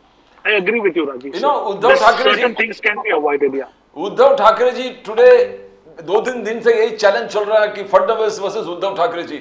Uddhav Thackeray ji is telling Fadnavis that either me or you are going to survive. Daruwala sahab, either me or Fadnavis ji is going to survive. He says we have survived all the central agencies, we have survived the jail, we have survived everything that the BJP put on us. Now, if Fadnavis thinks that he connived with Anil Deshmukh to put Aditya Thackeray and me in jail, but now it's a fight to end. Now, how do you see the statement? Is it just rabble rousing or does it mean it, Uddhav Thackeray? So, it is the old vengeance. It is definitely what has troubled him. He feels he's been fed. And when such news comes, like when Anil Deshmukh says that I was asked to put your son in jail and all, it is painful. I'm sure as a father, he must be very, very tense about it. And it is obvious that any father, if he comes to know that his son is going to be attacked, may it be true or may it be false, that he will revert and he will react to it, sir. And whatever it is, the fact will come out. Devendra Fadnavis ji also said, I have also got certain proof as to this nonsense I have not done. I'm above all this dirty politics. Anyway, things will come out in the light and things will be straightened out. So, rather than Darwala making Sahab, things in work the out, middle we things were are being hearing- made worse. In the middle, we were hearing rumors of the fact that perhaps people are talking, intermediaries are perhaps speaking to Uddhav Thackeray साहब से बात हो रही है, कुछ लोग बीच में हैं जो उनसे बात कर रहे हैं कि भैया आपकी जगह इस तरफ है, उस तरफ नहीं है, तो वो खत्म हो गया इसका मतलब उद्धव जी वापस नहीं आ रहे, कहने का मतलब ये हुआ. नहीं, I'll tell you one thing, there are no permanent enemies over here, sir. If things are fixed, and I really feel the day Nitin Gadkari ji, Modi ji and Amit Shah get serious about it, Maharashtra will be an opposition-free state. Uddhav Thackeray ji is our natural alliance. I'm telling you time and again, he is our natural alliance. He has been misguided by certain people, as you marked me and you corrected me that certain words about that person can be avoided. He is the main culprit of creating this divide. And if the day this divide has been straightened out, I can assure you, Uddhav ji is our natural alliance, and the day is not far when he will return back to our fold. That's all I would like to say. Thank you. तो कहने का मतलब ये हुआ कि शायद उद्धव ठाकरे साहब शायद वापस एनडीए में होंगे. क्या बात है साहब, rocking. Thank you so much sir. Daruwalla साहब, always a pleasure talking to you. Thank you very much. नमस्कार sir. Thank you, Pradeep sir. Thank you so much. Thank you very much, sir. Vande Mataram. Vande Mataram. Well, that was nice, except for the fact that Nasser had to go. I wish he could have stayed. There was a very, very lively discussion. Yeah, but the only thing is that at the end of the day, you got to decide which way are you going. There is a farm crisis, there is a rural crisis, but that has been going on now for the last 30 years. 30 साल से चल रहा है sir. कोई ये बात नहीं है पिछले 10 साल से ये, लेकिन इतना ज़रूर है कि in terms of balancing your fiscal budget, as in your fiscal responsibilities and your subsidies, at the end of the day, you have to do something, because irrespective of anything else, just because the logic in the bureaucracy, especially in the finance ministry, is that since farmers don't pay income tax them this way. So, But sir, today I suppose there is a balance. Today prime minister Modi और BJP ने social media के माध्यम से बहुत सारी चीज उन्होंने figures statistics देखे, कैसे नारी सशक्तिकरण की तरफ इस बजट में प्रोविजंस किया गया है, what we are doing, how we are doing to empower social justice, उसके लिए कितना हमने बजट किया और क्या क्या कर रहे हैं, रूरल डेवलपमेंट मिनिस्ट्री में किस प्रकार से आगे बढ़ने के काम कर रहे हैं, फार्मर्स के लिए जैसे उन्होंने कहा 1 करोड़ फार्मर्स को हम we are initiating them into natural farming in the next 2 years. We intend to induce and initiate them into natural farming. 10,000 need-based bio-input resources centers are being to guide the farmers कि कौन से input अपने farms पे करना चाहिए. Farm integrated. तो एक चीज है ना, अमृत पीढ़ी for the young. तो now one thing is they seems to be having an idea, they seem to be having a vision. Now how far can be implemented and how far it will be successful only. The last man there out for whom you are intending to do all these schemes is really benefiting and he's happy about it. Until you reach the last man. Now how the gap है, the gap कैसे ये fulfill करेंगे, that is implementation is the biggest thing. आप announce तो कर रहे हो, you show intention. लेकिन Pradeep ji, it is highly unlikely, let's be very clear, that anybody will be satisfied. The number of people who will be satisfied is minuscule as compared to the huge population we have. Sir 153 crore का देश है, 140 करोड़ का नहीं है. इसमें 1 करोड़ कितने होते हैं सर? कुछ भी नहीं होते. तो हाँ, इतना ज़रूर है कि खबर जो है वो आग की तरह फैलेगी कि 1 करोड़ लोगों का उद्धार हो गया, हमारा भी होगा. ये मैं मान करके चलता हूँ. लेकिन लोगों का, देखिए साहब, वो तो शिव पार्वती की कहानी है ना. नंदी के ऊपर बैठ के चलो या नंदी के साथ चलो, या पार्वती जी नंदी के ऊपर बैठे या शिव जी नंदी के ऊपर बैठे, लोग तो कभी भी संतुष्ट नहीं होंगे. क्रिटिसिज्म तो आएगा ही आएगा, आप जो मर्जी कर लीजिए. खैर, उसके बारे में जरा बाद में बात करेंगे. मनोज पठारे जी इस वक्त हमारे साथ हैं. मनोज पाठरे जी, मनीष पाठरे जी, मनीष पठारे जी, नमस्कार. नमस्कार. नमस्कार सर, नमस्कार. कैसे हैं? अच्छा, he's got a lovely beard and all that. Yes. Namaskar. जय हिंद, जय महाराष्ट्र सर, जय भवानी। जय हिंद, जय महाराष्ट्र। तो पठारे साहब 250 सीट में आप लड़ने वाले हैं, 250 सीट तैयारी है महाराष्ट्र नवनिर्माण 250 सेना से की? 250 सीट की महाराष्ट्र में आदरणीय राज साहब ठाकरे जी के नेतृत्व में महाराष्ट्र नवनिर्माण सेना तैयारी कर चुकी है। हमारी जो एक टीम है वो पहुंच चुकी है हर मतदार संघ में, जहां से हमने लोकल जो पॉलिटिकल बैकग्राउंड है हमारे पार्टी का, अदर पार्टी का सब चेक करके जो कैंडिडेट है ऑलमोस्ट फाइनल किए जा रहे हैं। तकरीबन 250 कैंडिडेट ऑलमोस्ट फाइनल हो गए। वाओ। कैंडिडेट अभी पूरे फाइनल नहीं हुए। अभी राज साहब 4 तारीख से महाराष्ट्र के नवनिर्माण का जो यात्रा है उसके लिए निकल रहे हैं और फिर उसके बाद जो भी है वो फाइनल राज साहब करेंगे। अभी तो जो जिसमें से जिसको लड़ना है, जो अभी इच्छुक है एमएलए के लिए, वो लोगों के नामे जो है हर मतदार संघ से हमें 2-2, 3-3 नाम आ रहे हैं।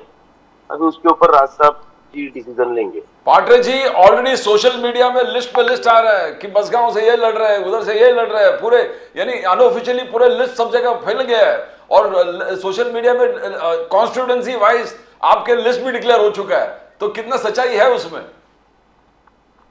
नहीं, जो सोशल मीडिया पे लिस्ट आई है वो ऑथराइज लिस्ट है नहीं एमएनएस की। वो है जो मतलब जो एक बैठते है कि ये एरिया में ये कैंडिडेट कैपेबल है, किसी ने वो बना के डाली है। ऐसी महाराष्ट्र नवनिर्माण सेना की तरफ से कोई भी ऐसी लिस्ट अभी तक आई नहीं है। शर्मिला ठाकरे जी ने हाईलाइट कर दिया कि लॉ एंड ऑर्डर एक बहुत बड़ा इशू है स्टेट में। तो आपने जो उरन में केस हुआ, मर्डर केस में, शर्मिला जी खुद गए थे वहां पर और उन लोगों से मिला और उन्होंने कहा कि फास्ट ट्रैक जस्टिस होना चाहिए। एक बहन का मौत हो गया है, मर्डर हुआ है, वी नीड इमीडिएट जस्टिस। तो क्या सचमुच आप लोग हाईलाइट कर रहे हो कि लॉ एंड ऑर्डर, और शर्मिला जी ने और 4-5 इश्यूज उन्होंने कहा कि यहां पर लॉ एंड ऑर्डर कोलैप्स हो गया है, तो क्या सचमुच लॉ एंड ऑर्डर एक इशू है इस स्टेट में? कैसे देखते हो आप?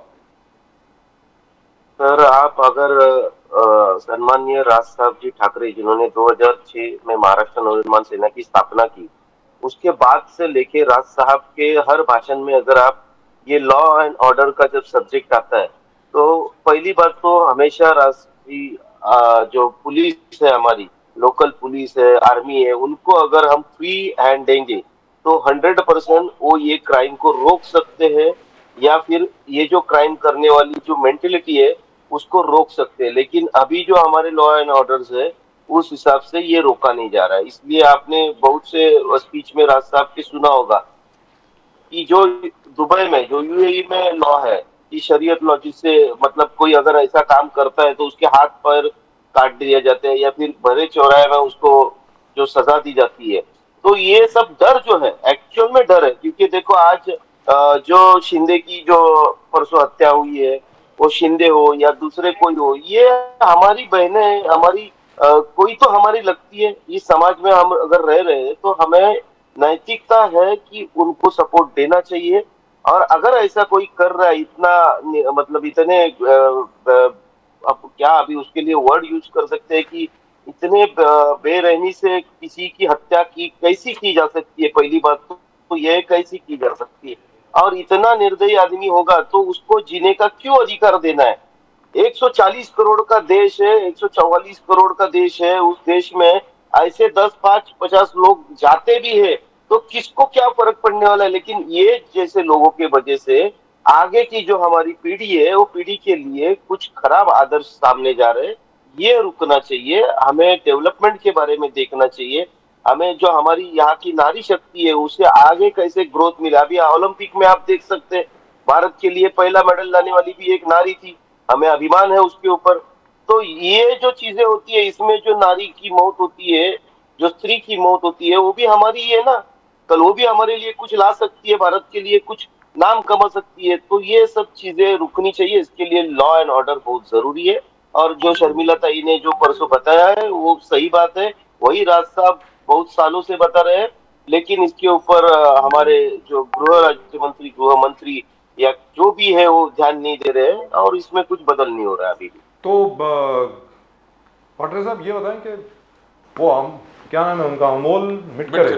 मिटकरे अमोल मिटकरे साहब जो हैं वो, उनके साथ क्या हो रहा है अभी, मतलब क्या है वो, आज भी उन्होंने कुछ बोला है? क्या वो, देखो वो क्या मतलब उनके साथ क्या और हो क्या रहा है, बोल रहे हैं तो वो, उन्होंने अपनी ऐसा औकात कुछ में बोला रहो, कि ये रहो वो रहो, सब बोला उन्होंने ऐसा कुछ जी? पहली बात तो उनकी औकात क्या है वो पता चल रही है, क्योंकि जो हमारा जो एक कार्यकर्ता उस दिन उनकी ऊपर जो उनको बात करने की थी, उन्होंने राज साहब के अगेंस्ट कुछ खराब वर्ड यूज किए थे। और अगर मेरे जैसा महाराष्ट्र सैनिक, मेरे को भी कल अमोल मिटकरी कहाँ पे मिल जाए तो मैं भी उसके जो बात थी उसको सही जवाब बराबर महाराष्ट्र नवनिर्माण सेना के स्टाइल में दे दूंगा, वो बड़ी बात है नहीं।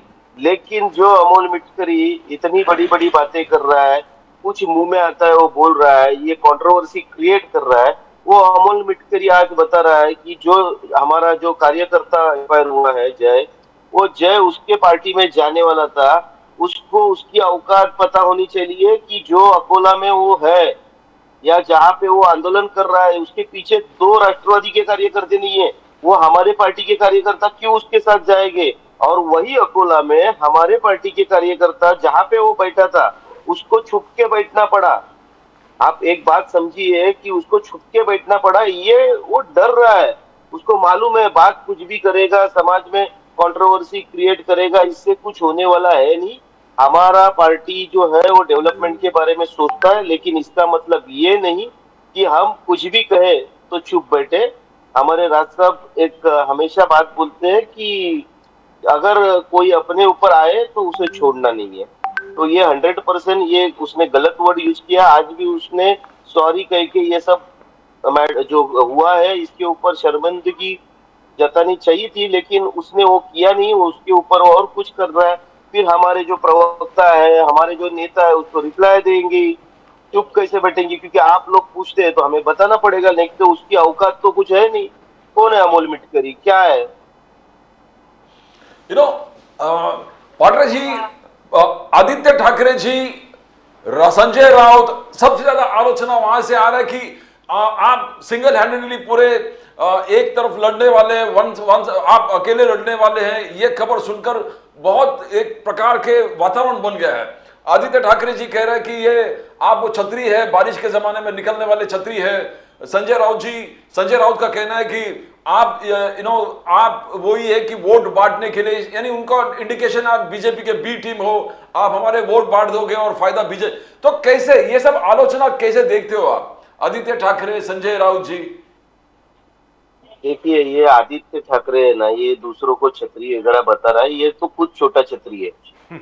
हाँ, इसको पहली बात तो जहां से चुन के आया है 5 साल में वहां पे क्या डेवलपमेंट की उसने बताना चाहिए। एक लोक प्रतिनिधि का काम है कि जहां से चुन के आते हैं वहां के लोगों को कुछ तो देना चाहिए, इसके ऊपर देने के लिए कुछ है नहीं। मैं आज आपको बता देता हूँ कि वहां पे महाराष्ट्र नवनिर्माण सेना का जो कैंडिडेट खड़ा होगा वो 100% वर्ली विधानसभा से आदित्य ठाकरे जी को घर पे बिठा देगा।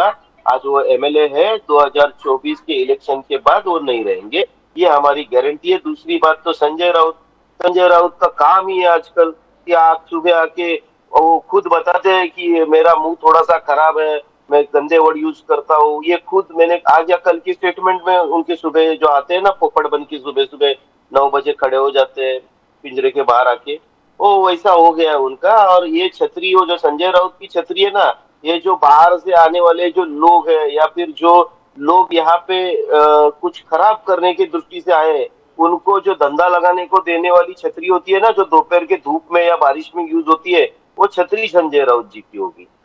तो जो वर्ली में जिस प्रकार से हुआ, थोड़ा मतभेद हो गए, धक्का मुक्की हो गए, तो आदित्य ठाकरे और जितने शिवसेना का वहां के एमएलए, उनका कहना है कि हम लोग बुजुर्गों के लिए, सीनियर सिटीजन के लिए कुछ बना रहे थे, इसमें मन से आके अपोज करने लगे। ये सीनियर सिटीजन के भलाई के लिए काम था, इसमें कोई पॉलिटिक्स नहीं था, डेवलपमेंट का काम था। वहां पर आप लोग थोड़ा रोक लगाने का कोशिश कर रहे, रोकना चाहते हो, तो इसमें कितने सच्चाई है पाटरे साहब? सर, अगर मैं आज भी आपको ओपन चैलेंज करता हूँ, अगर आदित्य ठाकरे जी वहां के एमएलए है, वहां से अगर वो चुन के आए और वो लोगों के लिए कुछ करना चाहते होंगे, उनका कहना है कि ज्येष्ठ नागरिक जो है, जो सीनियर सिटीजन है, उनके लिए कुछ कर रहे थे, तो 100% ये अपना देश जो है वो संविधान से चलता है। हम भावनाओं से, हमारे घर में जो भी है वो सब चीजें हमारी भावनाओं से चलती है। मगर हम अगर चुन के आते हैं तो हमें वोट की जरूरत होती है। आज वो बोलते हैं कि मनसे के पास एक एमएलए है, वो क्या करेगी, तो एक एमएलए से इतना डरते हैं, लोगों को झूठी बातें बताते हैं। जो धक्का बुक्की हुई, हमारे जो वहां के संदीप जी देशपांडे जी, हमारे जो नेता है, उन्होंने वो आदमी जिसके ऊपर जो धक्का बुक्की हुई, जो कि उद्धव बाला साहब ठाकरे मतलब उबाटा का जो शिवसैनिक था, उसके सामने फोटो रख के मोबाइल पे उसको दिखाया, उसकी एज बताई। अगर उसके बाल झड़ गए हैं तो उसमें वो सीनियर सिटीजन कैसे हो जाएगा? कल मेरे आपके बाल चले जाएंगे तो हमको क्या 60+ का सर्टिफिकेट मिल जाएगा? पहली बात तो वो डर गए, इसलिए ये झूठ सामने किया। दूसरी बात, अगर लीगल काम होता, उन्होंने अगर सब परमिशन लेके ये काम किया होता, तो फिर ये खुद उधर खड़े रह के वो काम करा सकते थे।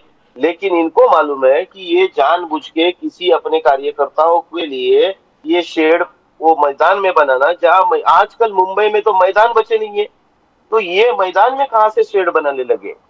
तो इससे अच्छा है कि वहां के लोग जो महाराष्ट्र नवनिर्माण सेना के पास आए, उनके हक के लिए महाराष्ट्र नवनिर्माण सेना वहां पे गई, उन्होंने उनको इसके खिलाफ पूछा, उसके बाद ये सब चालू हुआ। अगर उनका काम लीगल होता था तो पुलिस स्टेशन जाते थे, वहां पे से वो फोर्स लगा के काम कर सकते थे। लेकिन उनको मालूम है वो इलीगल कर रहे थे। अभी पकड़ी गई तो चोरी पकड़ी गई तो फिर उसमें सीनियर सिटीजन का नाम आगे करो, लेडीज का नाम आगे करो, यही अभी की शिवसेना बची है। इनका यही काम बचा है आजकल। तो आपसे ये जानना चाह रहे हैं सर कि आज की तारीख में जैसे मुंबई है, मुंबई के आसपास जितने भी बाकी शहर हैं, जैसे पूना है, मुंबई, पुणे, मुंबई, सर इतना बारिश का प्रकोप आज तक कभी देखा नहीं। मतलब कोई ऐसा नहीं है कि बारिश कुछ ज़्यादा हो गई है, बहुत ज़्यादा हो गई है, 3 गुना 4 गुना ज़्यादा हो गई, ऐसा नहीं है। लेकिन थोड़ी सी बारिश हो जाती है, हर जगह पे पानी भर जाता है, ब्रिज खराब हो जाता है, ऊपर से ब्रिज का हिस्सा गिर जाता है, पुणे के अंदर हालत खराब हो जाती है, आर्मी को बुलाना पड़ता है। ये क्या हो रहा है पाटिल साहब? What is going on please? Sir simple बात है, इसमें कोई रॉकेट साइंस है नहीं। पहली बात तो एक एक अगर इसमें मुद्दा ले तो बारिश कम हो गई, क्योंकि हो गई। आपको मालूम होगा कि ये महाराष्ट्र को भगवान का ऐसा वरदान था कि यहाँ पे 4 महीना बारिश, 4 महीना ठंडी और 4 महीना गर्मी रहती थी जी। लेकिन गर्मी का टेम्परेचर 33 से ज्यादा कभी जा नहीं रहा था, 33-34 तक था। आज 44 तक मुंबई में पहुंच चुका है, उससे ज्यादा भी पहुंच चुका होगा। दूसरी बात, यहाँ पे जो डेवलपमेंट के नाम पे अगर ये डेवलपमेंट कर रहे हैं, अगर कोई भी सरकार आ रही है कह रही कि हम डेवलप कर रहे हैं, हम समंदर से रास्ते बना रहे हैं, हम जंगल काट के पहाड़ खोद के वहां से रास्ते बना रहे हैं, हम जहाँ पे जगह मिले नहीं मिले तो वहां पे भी रास्ता बना रहे हैं, ये सब रास्ते बड़े बड़े बन रहे हैं। लेकिन जो ये रास्तों को अभी तक सुरक्षित रखते थे, वो पेड़, वो जो डोंगर थे, या फिर वो जो बड़े बड़ी जो चीजें थी, ये सबके लिए पीछे है, वो सब चीजों को इन्होंने पूरी तरह से नष्ट कर दिया है। आपको मालूम होगा कि बीच में सुधीर मुनगंटीवार शायद उन्होंने कहा था कि कुछ करोड़ झाड़ यहाँ पे महाराष्ट्र में प्लांट होने वाले हैं। उसमें से कितने झाड़ लगे, उसके लिए कितना खर्चा हुआ, कोई हिसाब नहीं। ये जो ब्रिज बन रहे हैं, ये जो रास्ते बन रहे हैं, आज महाराष्ट्र में ऐसा कोई जिला नहीं होगा, 36 में से एक जिला ऐसा नहीं होगा, एक डिस्ट्रिक्ट ऐसा नहीं होगा कि जहाँ पे गड्ढे नहीं गिरते हैं। तो फिर ये डांबर जो यूज करते हैं, कंक्रीट जो यूज करते हैं, ये कौन से इंजीनियर आते हैं? तो आज तक महाराष्ट्र में आपने कभी सुना है कि किसी ये भाई 5 कॉन्ट्रैक्टर है, इन्होंने ये जो रास्ता बनाया, ये रास्ता खराब बना तो इनको ब्लैक लिस्टेड कर दिया, इनके ऊपर कुछ चार्जेस लगाए, फाइन लगाया, इनको जेल में डाला? ये सब कुछ हो नहीं रहा है। उल्टा ही सुना है सर, उल्टा ही सुना है सर, उल्टा ही सुना है। जो कॉन्ट्रैक्टर को बीएमसी ने ब्लैकलिस्ट किया है, उसको गवर्नमेंट ऑफ महाराष्ट्र और एनएलएमआरडीए कॉन्ट्रैक्ट दे रहे हैं।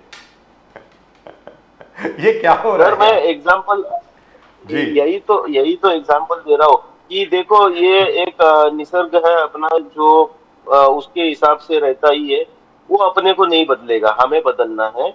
हमें सोचना है कि ये डेवलपमेंट करके हम क्या कर रहे हैं। आपको मालूम होगा कि लवासा में मतलब जिसकी बड़ी न्यूज नहीं हुई, लेकिन जो केरला में हुई है घटना वायनाड में, जी वो केरला की घटना की बड़ी न्यूज हुई, वहां पे जीवित हानि भी बहुत हुई है।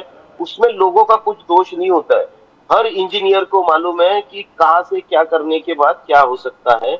हम पूरे के पूरे पहाड़ काट रहे हैं, हम झाड़ काट रहे हैं, पेड़ काट रहे हैं। आपको मालूम होगा महाराष्ट्र में या अपने देश में ज्यादातर के जो भी पहाड़ है वो पहाड़ों में मिट्टी बहुत है। अगर हम एक रोड बनाते हैं, अगर पहाड़ के बीच में से या कोई एक साइड से अगर मिट्टी निकाल लेते या जगह बना लेते, तो वहां से आजू बाजू की जो मिट्टी है वो आहिस्ता आहिस्ता बाजू में होनी चालू होती है, और उसका जो बैलेंस पूरा पहाड़ जो संभाल के रहता है सालों साल, वो बैलेंस पानी जब बारिश आती है तब पानी की वजह से और थोड़ा सा इधर उधर हो जाता है।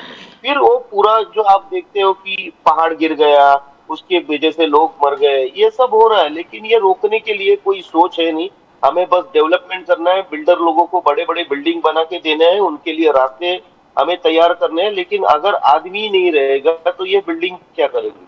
तो मैं आपसे पूछ रहा हूँ, अगर मान आपको लीजिए, मालूम होगा कि जी जी कुछ बोल रहे थे आप फिनिश कीजिए, उसके बाद सवाल पूछता हूँ, बोलिए सर। आपको मालूम होगा कि हम जिस मुंबई में आप रह रहे हैं, हम रह रहे हैं, ये मुंबई है, ये एक 7 बेटों का मिलके बना हुआ ये शहर है। जी इसके ऊपर मुंबा देवी की कृपा है, आज तक हमें कोई भी बड़ी हानि हुई नहीं है। नहीं हुई। लेकिन एक जो साइक्लोन 2020 में आया था, वो मुंबई में आने वाला था। उस समय में श्रीवर्धन में था, आपको लास्ट समय में बताया मैंने।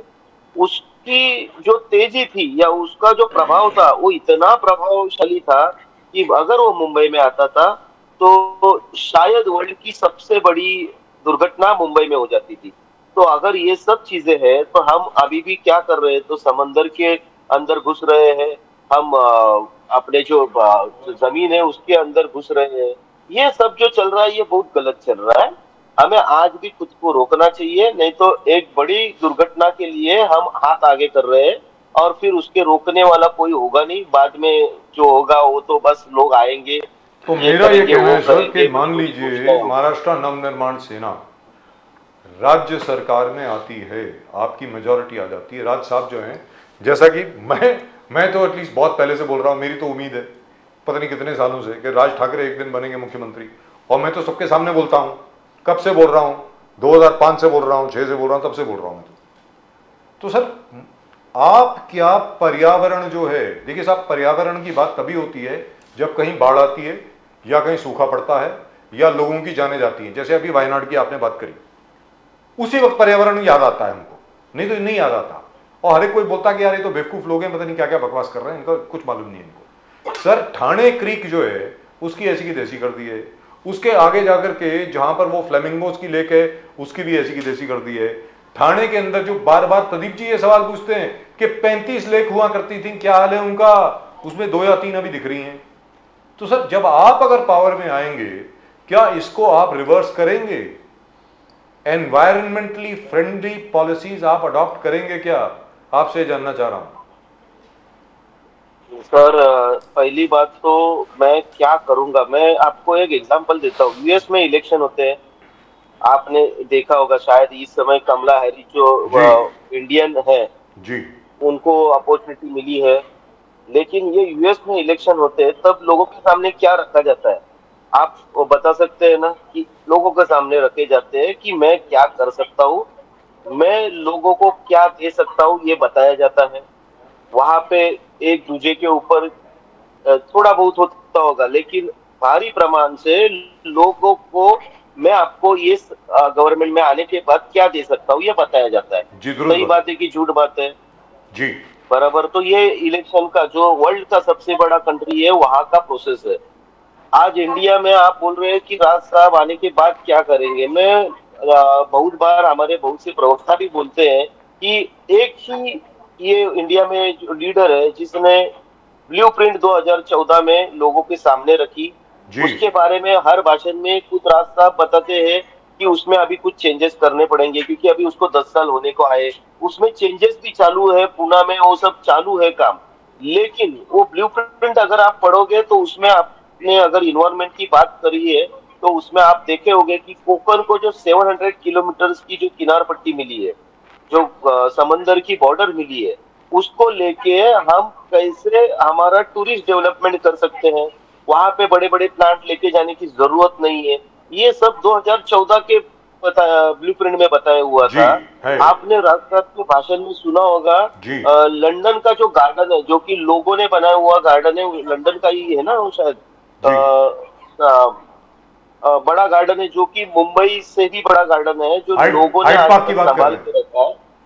यस, तो वो लोगों ने हर सभा में रास्ता बताते हैं ये सब चीजें। तो उनके पास वो विजन है कि हमें लोगों को, आज आप अगर देखोगे सारे लोगों को हमारे, I think he's getting a call. He's getting a He call. just got a call. Yes. But really हम and truly दिखाते हैं speaking, जी जी बोलिए सर, बोलिए। हम दिखाते हैं मुंबई सीएसपी। हेलो, जी जी बोलिए, बोलिए बोलिए, बोलिए बोलिए। सर, बोलिए। We can hear you.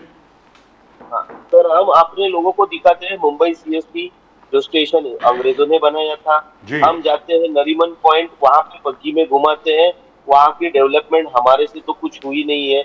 हम दिखाते हैं रानी का बाग, लेकिन वही राज साहब ठाकरे बताते हैं कि ये मुंबई ऐसा अकेला शहर है जो पूरे दुनिया को दिखा सकता है, जहाँ के शहर में हम जंगली जो जानवर है, जिसमें लियोपोर्ड भी आते हैं, शायद टाइगर भी होंगे, लेकिन बहुत सारे जो जंगल के जानवर है वो हमारे बोरोली नेशनल पार्क में, मतलब इस सिटी के हर्ट में, मुलुंड और बोरोली के बीचों बीच ये आज तक इतने सालों से रह रहे हैं।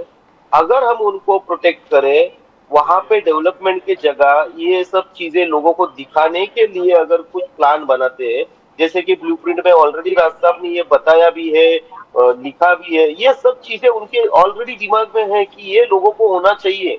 हमारा बीएमसी का एक सिंपल लॉ था, और ये खाली बीएमसी के मतलब मुंबई महानगर पालिका के लिए नहीं, पूरे महाराष्ट्र में ऐसी चीजें होनी चाहिए, इको फ्रेंडली सब चीजें होनी चाहिए, इन्वायरमेंट सब जो है वैसे के वैसे रख के डेवलपमेंट होनी चाहिए।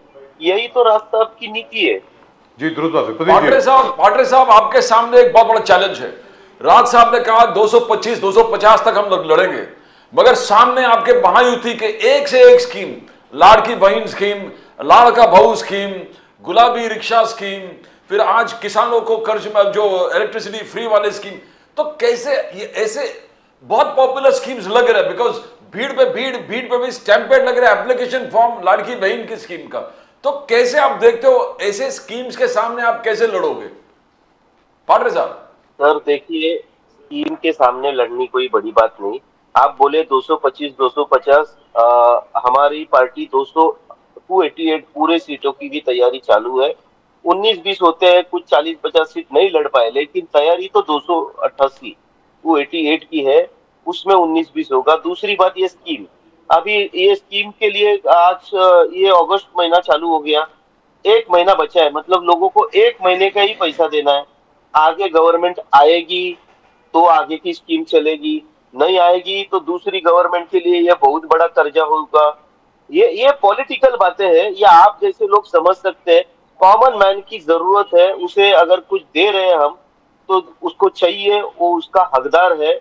लेकिन यहाँ पे सबसे इम्पोर्टेंट चीज है, महाराष्ट्र में, स्पेसिफिकली महाराष्ट्र में ऐसा कुछ मिलता है और हम लेंगे, ये कभी वो लोगों की सोच नहीं थी। ये सोच गलत बना रहे हैं, लेकिन महाराष्ट्र की सोच यही है कि हमारे घर में हमारे जो बच्चे, हमारे युवा है, हर हाथ को काम मिलना चाहिए।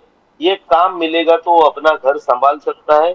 ये 1,500-2,000 रुपए से घर चलता नहीं है। पहली बात तो ये मिले तो लोग हैप्पी है, लेकिन लोगों को काम मिले तो लोग अपनी जो लाइफ है अपने ढंग से जी सकते हैं। एक आध आदमी दूसरे को मदद भी कर सकता है, दूसरों की मदद लेने की जरूरत भी नहीं है। बहुत से ऐसे इंसान हैं जो आरक्षण में होके भी आरक्षण लेते नहीं है, और कुछ इंसान आरक्षण के लिए ही जीते हैं। ये अलग अलग तरीका है, लोगों का नजरिया है।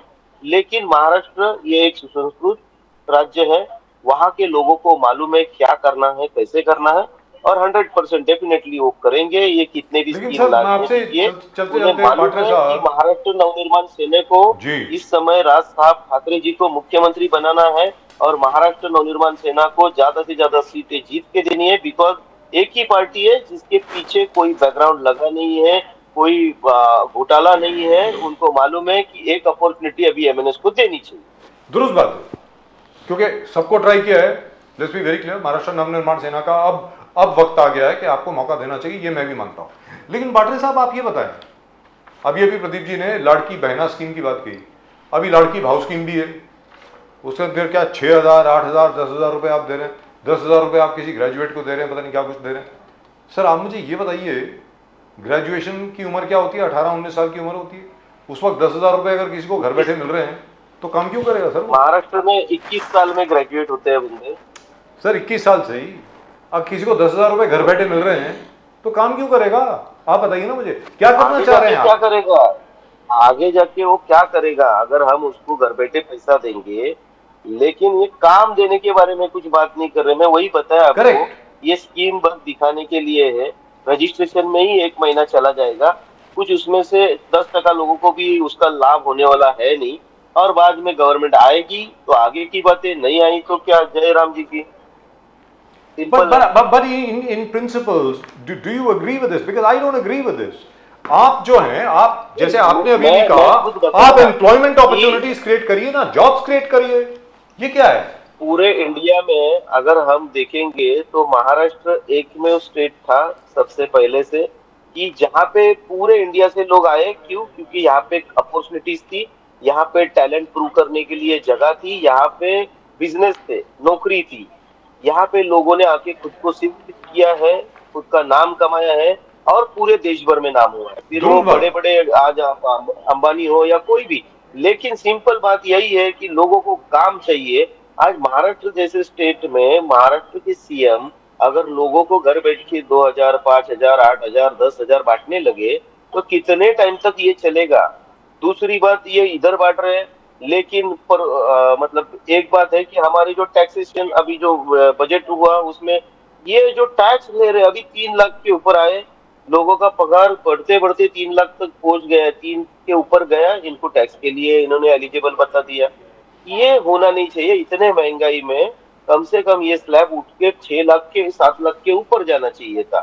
तो इनको अभी सभी को ऊपर से जीएसटी तो हर चीज में भर रहे हैं हम, बाकी के जो टैक्सेस है हर चीज में, मतलब गाड़ी लेते हैं तो हम रोड टैक्स भी भर रहे हैं, सब टैक्स भर रहे हैं, फिर भी टोल भरना ही है, और ऊपर से टोल भर के रोड कैसे मिल रहे हैं उसके ऊपर कोई कार्रवाई नहीं। लेकिन हम टैक्स नहीं भरे तो हमें पेनल्टी मिलती है, हमें उसमें चार्जेस हो जाते हैं, लेकिन उनको कोई है नहीं।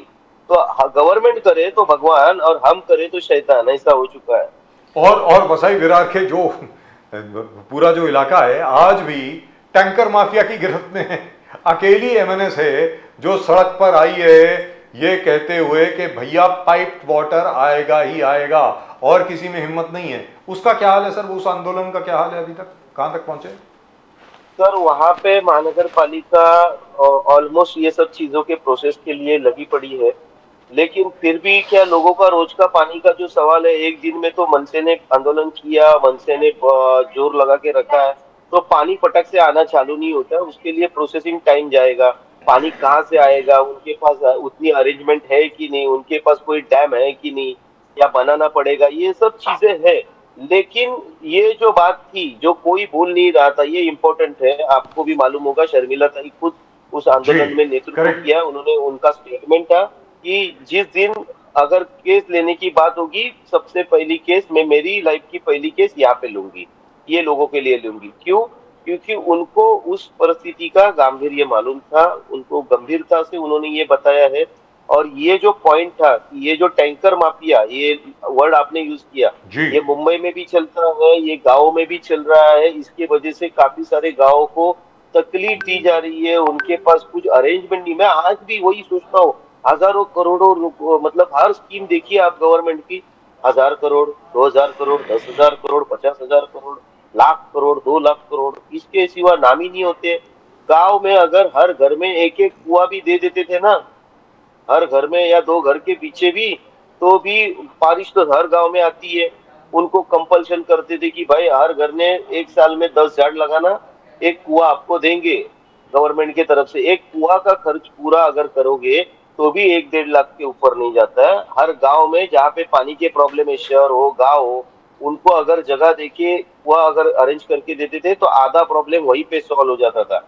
लेकिन आप परिस्थिति देखिए महाराष्ट्र की, एक महीने में 1 बार पानी आ रहा है, कहाँ पे 2 बार आ रहा है, कहाँ पे 10 बार आ रहा है। ये बहुत डेंजरस है और लोगों को पानी के सिवा लोग रह नहीं सकते, इसलिए ये माफियाओं का घर दिन दुगना और रात चौगुनी चल रहा है। Right. Patil Sahab, thank you so much, sir. Thank you for joining us. All the very best to you for the coming elections. मैं उम्मीद करता हूँ जो आपकी तैयारियां हैं वो असली रंग लाएं और उम्मीद करते हैं कि राज ठाकरे महाराष्ट्र के मुख्यमंत्री बने, ऐसा मेरा सोचना है। प्रदीप जी आप बताएं। बिल्कुल, they are doing a fantastic job, everybody has got a chance. आज समय वक्त है कि राज ठाकरे साहब को चांस मिले, he should be. I agree. नहीं सर, हमारी भी वही सोच है कि इस समय लोग खुद में परिवर्तन ले और लोग एक अपॉर्चुनिटी एमएनएस को दे, क्योंकि ये जो चालू है ये कल जीतने के बाद भी कोई किसके साथ रहेगा किसी को मालूम नहीं। एमएनएस के पास खुद का केडर है और चेहरा राज साहब ठाकरे जी का है जो कि डेवलपमेंट का चेहरा है।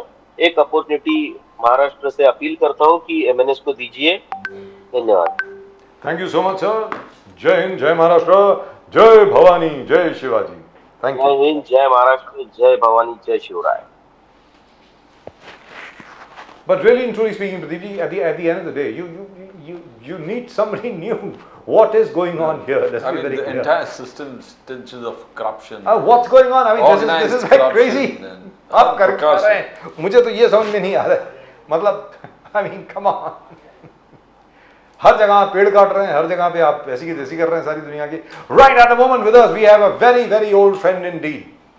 हमारे बड़े पुराने मित्र, बड़े मतलब लगता है सालों के बाद शायद हमारे शो में आ रहे हैं।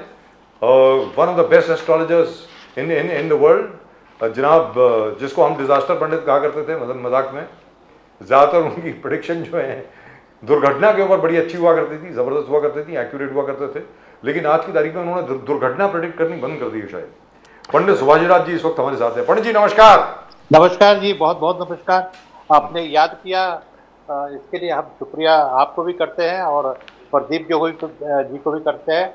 जय भवानी, हर हर महादेव। जय भवानी सर, जय भवानी। तो पंडित जी ये बताएं जी, आज की तारीख में जो राजनीतिक स्थिति है देश की, जी जिस प्रकार आप बड़े सालों से कह रहे हो, मैं अपने दर्शकों को बता दूं, बड़े सालों से पंडित जी कह रहे हैं कि राहुल गांधी का वक्त आएगा और बहुत जल्दी आएगा। अब क्या आ गया है? राहुल गांधी जी का वक्त आ गया है उनकी पत्री के मुताबिक, बताएं।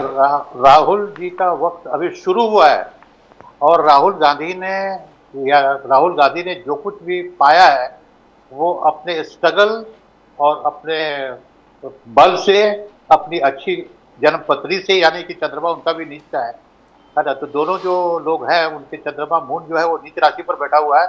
इसके बारे में अगर आप पूछेंगे तो हम एक्सप्लेन कर देंगे। लेकिन राहुल गांधी ने जो कन्याकुमारी से कश्मीर तक जो अपनी शक्तियां दिखाई कि एक इंसान इतना भी चल सकता है और इतनी मेहनत कर सकता है, तो निश्चित रूप से उस आदमी के अंदर में जो है वो कुछ छुपी हुई गुप्त ताकतें हैं। तो वो उन्होंने जो पूरी सारी दुनिया को दिखाया है। और मैं उनका कोई फॉलोअर नहीं हूँ, लेकिन इतना जरूर है कि जो सिंपैथी हमको उस परिवार से रहा कि क्योंकि उस परिवार ने कुर्बानियां दी है, रक्त दिया है, खून दिया है, तो इसको तो कोई इग्नोर नहीं कर सकता है। और रक्त देने के बाद उन्हें गप्पू और पप्पू के नाम से याद किया गया है पार्टियों ने। ये तो चलो पॉलिटिक्स में ये सब चलता है, लेकिन कुछ ज़्यादा ही चला, क्योंकि जो शक्तियाँ उनके ऊपर है वो शक्तियाँ जो है सामने आई है।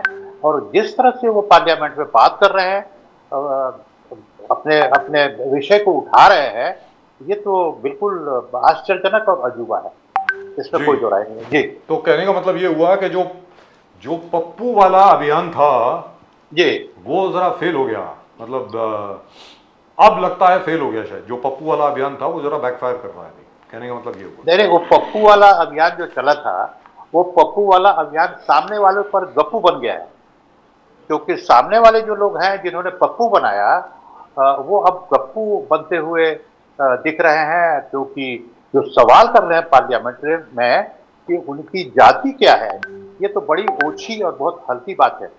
ये बात जो है वो तो करनी पड़ेगी ना, क्योंकि जो पार्लियामेंट में जिस तरह के शब्द का I'll have to stop you there, Pandit ji, I'll have to stop you there once again. Yes. पंडित जी के साथ अगर आपको कंसल्टेशन चाहिए तो let me read out his number, it is 9820053884। अब आप लोगों ने नंबर लगा दिया, इसके लिए बहुत बहुत शुक्रिया जी। आप कुछ बोल रहे थे पंडित जी, बोलिए जी।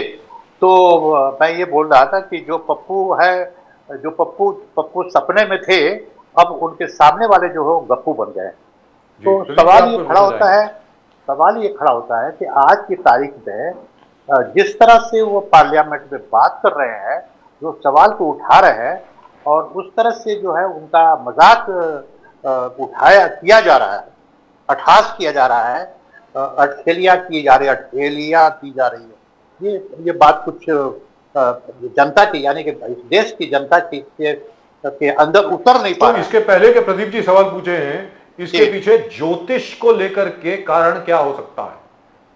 आज की तारीख में क्या राहुल गांधी जी की महादशा बदली है, अंतरदशा बदली है, प्रत्यंतर दशा बदली है, क्या हुआ है, बदलाव क्या हुआ है? देखिए, ऐसा है ना कि राहुल गांधी जी की जो दशा है वो अभी गुरु की चल रही है। मोटा मोटी अंदाजा हम जो बता रहे हैं वो ये है। और शनि जो है वो अभी कुंभ राशि में, एक्वेरियस यानी कुंभ राशि में बैठा हुआ है, और कुंभ राशि उसकी खुद की राशि है। भले वो रेट्रोगेट हो या फिर फॉरवर्ड मोशन में चले, आगे पीछे होते रहे, लेकिन कुंभ राशि में वो बहुत इस देश को सपोर्ट कर रहा है। देश में जो भी बातें, जो भी तकलीफें छिपी हुई है वो अब हमारे सामने आ रही हैं, और वो उससे जो है शनि जो है अभी एक तरह से कहिए शनि राजा है, और वो इंसाफ कराएगा, चाहे हिंदुस्तान का इंसाफ हो या विदेश में रहने वाले जो लोग हैं, यानी विदेश जो अमेरिका है, रशिया है, ये जो यूक्रेन है, ये सब जो लड़ाइयाँ चल रही है, पूरा का पूरा जो माहौल बना हुआ है, तो इसमें हमें बोल सकते हैं कि क्या मुख्य कारण है, इंसाफ जहां भी हो रहा है वो सिर्फ शनि के कारण हो रहा है। और शनि जो है वो राहुल गांधी को मास सपोर्ट उनको मिलेगा, नो डाउट। और अगर आप पूछेंगे सरकार कब तक चलेगी, तो ये भी मैं आपको बता दूंगा कि सरकार कितने दिन तक टिकेगी। पंडित जी, जी। राम जन्मभूमि राम मंदिर प्राण प्रतिष्ठान अयोध्या, राम मंदिर प्राण प्रतिष्ठान, जितने ज्योतिष है उन वैदिक एस्ट्रोलॉजर्स थे, उनका कहना कि बहुत युगों में ऐसा मुहूर्त निकलता है।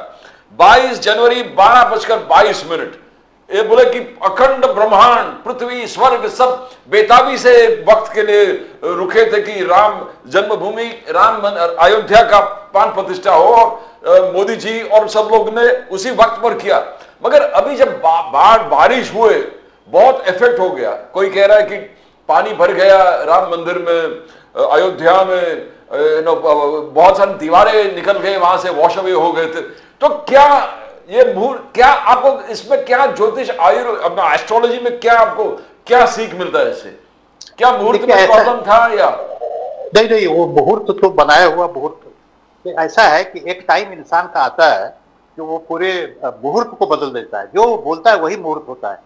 तो हमारे मोदी सरकार यानी मोदी जी ने जो मुहूर्त अंदर से जो चाहा वही मुहूर्त बन गया। अगर ऐसा होता कि मुहूर्त बहुत बढ़िया होता तो उनका खुद का कैंडिडेट अयोध्या से हार गया है, तो आप क्या कहेंगे बताइए? एक सेकंड पंडित जी, एक सेकंड। आपने कहा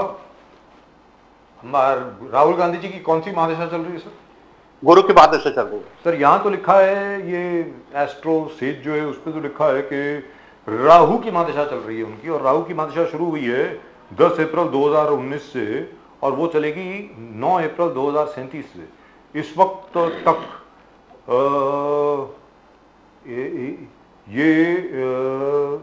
राहु में अब गुरु आ गया है। तो गुरु और राहु का चांडाल योग हुआ है जी। तो ऐसा कहा जा रहा है, पता नहीं क्या सच है क्या नहीं। अभी गुरु के ऊपर जो राहु के ऊपर जो गुरु चढ़ा है जी, वो गुरु की अंतरदशा है अभी, और गुरु की प्रत्यंतर दशा है, कहने का मतलब ये। हाँ, तो करे मतलब ये है जी। तो अभी राहु में गुरु चल रहा है, अभी चांडाल योग है। तो अभी जो चांडाल से इनको जो सामना चांडाल शब्दों से, चांडाल बोलेगा तो बड़ी भारी बात हो जाएगी, लेकिन चांडाल का जो इनके ऊपर में आक्रमण हो रहा है उसको गुरु प्रोटेक्ट कर रहा है। लेकिन इसमें डिस्प्यूट है सर, ये जरा बताएं पंडित जी कि अलग अलग वेबसाइट जो हैं वो अलग अलग चीज बताते हैं। राहुल गांधी के डेट ऑफ बर्थ को लेकर के उनकी कौन सी महादशा चल रही है, कौन सी दशा चल रही है। अब ये कैसे मालूम पड़ेगा कि असली कुंडली कौन सी है उनकी? अभी जो आपने पहले कुंडली जो बताई है कि राहु में गुरु का जो महादशा सोनिया जी से में पूछना पड़ेगा। वो कुंडली आपके पास जो आपने अभी देखा है साइट पर, वो सही है, उसी को सही मान के अभी चलिए। सच्चाई ये है कि एक राहुल गांधी की माता जी बताएंगी कि एक्चुअली उनका जन्म कितने बजे और कहाँ कैसे हुआ है, वो रियल तो वही बताएंगी। लेकिन सवाल ये खड़ा होता है कि जो हमें वेबसाइट से मिले या उनके कुछ लीडरों से मिला, तो उसके हिसाब से जो है वो राहु में गुरु का चांडाल योग चल रहा है और चंडाल से सामना है और गुरु उनको चांडालों को चित करेगा। जी उनकी No, डेट ऑफ बर्थ जो है no, he सुनील stopped- जी, एक सेकंड, हाँ 18 जून 1970 का डेट ऑफ बर्थ है। हाँ। 9:52 शाम को, रात को दिल्ली जी। में पैदा हुए। हाँ। ये है सर। सो ये यही करेक्ट होगी जहां तक मेरा ख्याल है। करेक्ट होगी, यही करेक्ट है। जो हमारे पास है वो उसके हिसाब से हमने गुरु प्रबल स्थिति में अभी लेके चल रहा है और गुरु जो है वो बैठा हुआ है टॉरस पे अभी फिलहाल शुक्र की राशि पर बैठा हुआ है और गुरु सुख बांट रहा है। तो सुख में दुख है और दुख में सुख, यानी कि दुख आ रहा है राहुल गांधी के ऊपर, जो शब्दों का वार हो रहा है वो गुरु उसे प्रोटेक्ट कर रहा है और वो प्रोटेक्ट करता जाएगा। दो राय नहीं है, इसमें कोई दो राय नहीं है कि इस देश का आने वाला जो प्रधानमंत्री है वो राहुल गांधी के अलावा कोई दिख नहीं रहा है। और ये भी बता दें साथ साथ में इन्हें इस परिवार में जो प्रॉब्लम्स रहे हैं, ये हत्याओं की जो सीरीज है, तो इन्हें काफी इस पर ध्यान देना होगा कि इंसान जब दुश्मन से हारता है, यानी कि इंदिरा गांधी से जब लोग हार गए तो बाद में गोली मार दिया। राजीव गांधी जी के पॉलिसी से, पॉलिटिक्स से बहुत और भी अंदर की बातें हैं। जब वो हारता है दुश्मन तो वहां पे या तो गोली मारता है, बम मारता है, हत्याएं करता है। तो ये सामने जो दुश्मन होते हैं उनका ये और राहुल और राजीव गांधी की जो हत्या हुई थी वो राहु की महादशा में हुई थी, उनकी राहु की महादशा चल रही थी, जहाँ तक मैं करेक्ट हूँ। तो अब ये उनके कुंडली तो अभी फिलहाल मुझे याद नहीं है या उस चीजें तैयारी करके हुए नहीं आया वो, लेकिन इतना जरूर है कि अभी राहुल गांधी को गुरु प्रोटेक्ट कर रहा है और अभी जितना जो भी दिन जा रहा है उनके लिए वो दिन उन्हें ऊंचा उठा रहा है। जी राम मंदिर पे वापस आ जाते आइए, जी। अच्छा। जो मुहूर्त बोला था 22 जनवरी 12:22, वो कह रहा कि अखंड ब्रह्मांड और पूरे देवी देवताओं पूरे बेताबी से इस वक्त का इंतजार कर रहा था, तो सबसे जबरदस्त मुहूर्त मान रहा था। बोले कि युगों युगों में ऐसे मुहूर्त आता है। तो फिर ये क्या हो गया कि बारिश में पूरे पानी भर गए और कई दीवार एकदम फिसल गए। वो कह रहे कि सब दोनों जगह प्रदीप जी, तो क्यों ये क्यों आपको क्या लग रहा, क्यों कैसे हुआ? और सिर्फ राम मंदिर में ही नहीं, पार्लियामेंट से पानी टपक रहा था। हाँ, बट हम लोग इस पर शुरू करते हैं राम जन्मभूमि अपना अयोध्या मंदिर पर। अभी देखिए, एक बात सुनिए, अगर ये मुहूर्त का खेल होता तो वो तो सारी अशुभ चीजों को रोक लेता। ये मुहूर्त का खेल नहीं है, ये करतूत का खेल है। ये जो हो रहा है ये प्रोफेशनली, ये जो मार्केटिंग करके जो ये काम किया गया है ना, उसके कारण ये पानी आ रहा, मार्केटिंग करके। अब सोचिए कि एक पार्लियामेंट का, तो आपका कहना ये मोदी जी का मुहूर्त था, ये असल में ब्रह्मांड का जो नेचुरल मुहूर्त नहीं था? बिल्कुल नहीं, क्योंकि मोदी जी ने अपने साथ अपने जीवन में जो भी तो किया है वो तो सिर्फ मार्केटिंग किया है।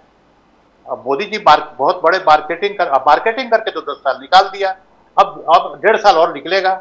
18 महीने जैसे लिख के रख लीजिए, 18 महीना जैसे पूरा होगा ये सरकार बिल्कुल टूट बिखर जाएगी। 18 महीने की सरकार है ये, मान के चलिए 12 और 6 18। तो क्या ये अयोध्या राम मंदिर जो मुहूर्त में हुआ, अब मंदिर तो बन गए, लोग आना जाना भी शुरू कर दिए, लोग राम की तरफ आस्था है, सब चीज है। तो क्या यहां से शुरुआत है, जब मोदी जी ने कहा यहां से शुरुआत है, विकसित भारत का भी शुरुआत है और कृष्ण जन्मभूमि और ज्ञान व्यापी जो है उसका भी एक टोटल सोल्यूशन निकलेगा। तो क्या आपको सोल्यूशन दिखता है कि निकल जाएगा? देखिए, अभी इनका खुद का सोल्यूशन निकलने वाला है। ये खुद ही जा रहे हैं, तो ये सोल्यूशन कौन निकालेगा? एक ही तो आदमी है जिसके वजह से ये सब सोल्यूशन प्रॉब्लम में आया हुआ है, वो है। जी आपसे एक और सवाल पूछता हूं। प्रदीप जी ने जो सवाल पूछा है उसी से संबंधित है।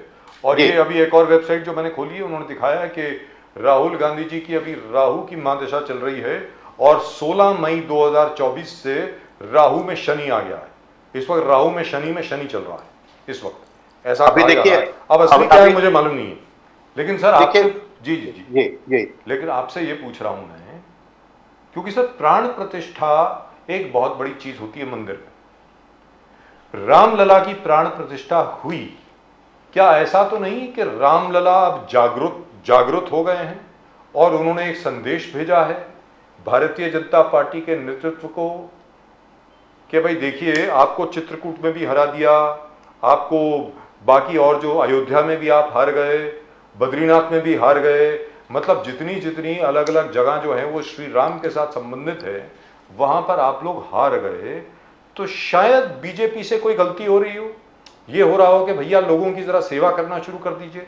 क्या कर रहे हैं आप लोग? कहीं ऐसा संदेश तो नहीं आया? देखिए, ऐसा है कि यही संदेश है, लेकिन ये संदेश तो, ये तो खुद ही भगवान बन गए भाई। ये तो खुद ही सुपर पावर बने। इस तरह की धरती पे जो लोग आते हैं वो ऐसे अजूबा इंसान है जिनका डायरेक्ट कनेक्शन भगवान से है। तो अब डायरेक्ट कनेक्शन जब भगवान से मोदी जी का है, तो फिर बात क्या है? फिर वो संदेश लेके आवे कि ये क्यों हो रहा है अभी। जो मुझे ऐसा लग रहा है कि आप मोदी विरोधी हैं सर।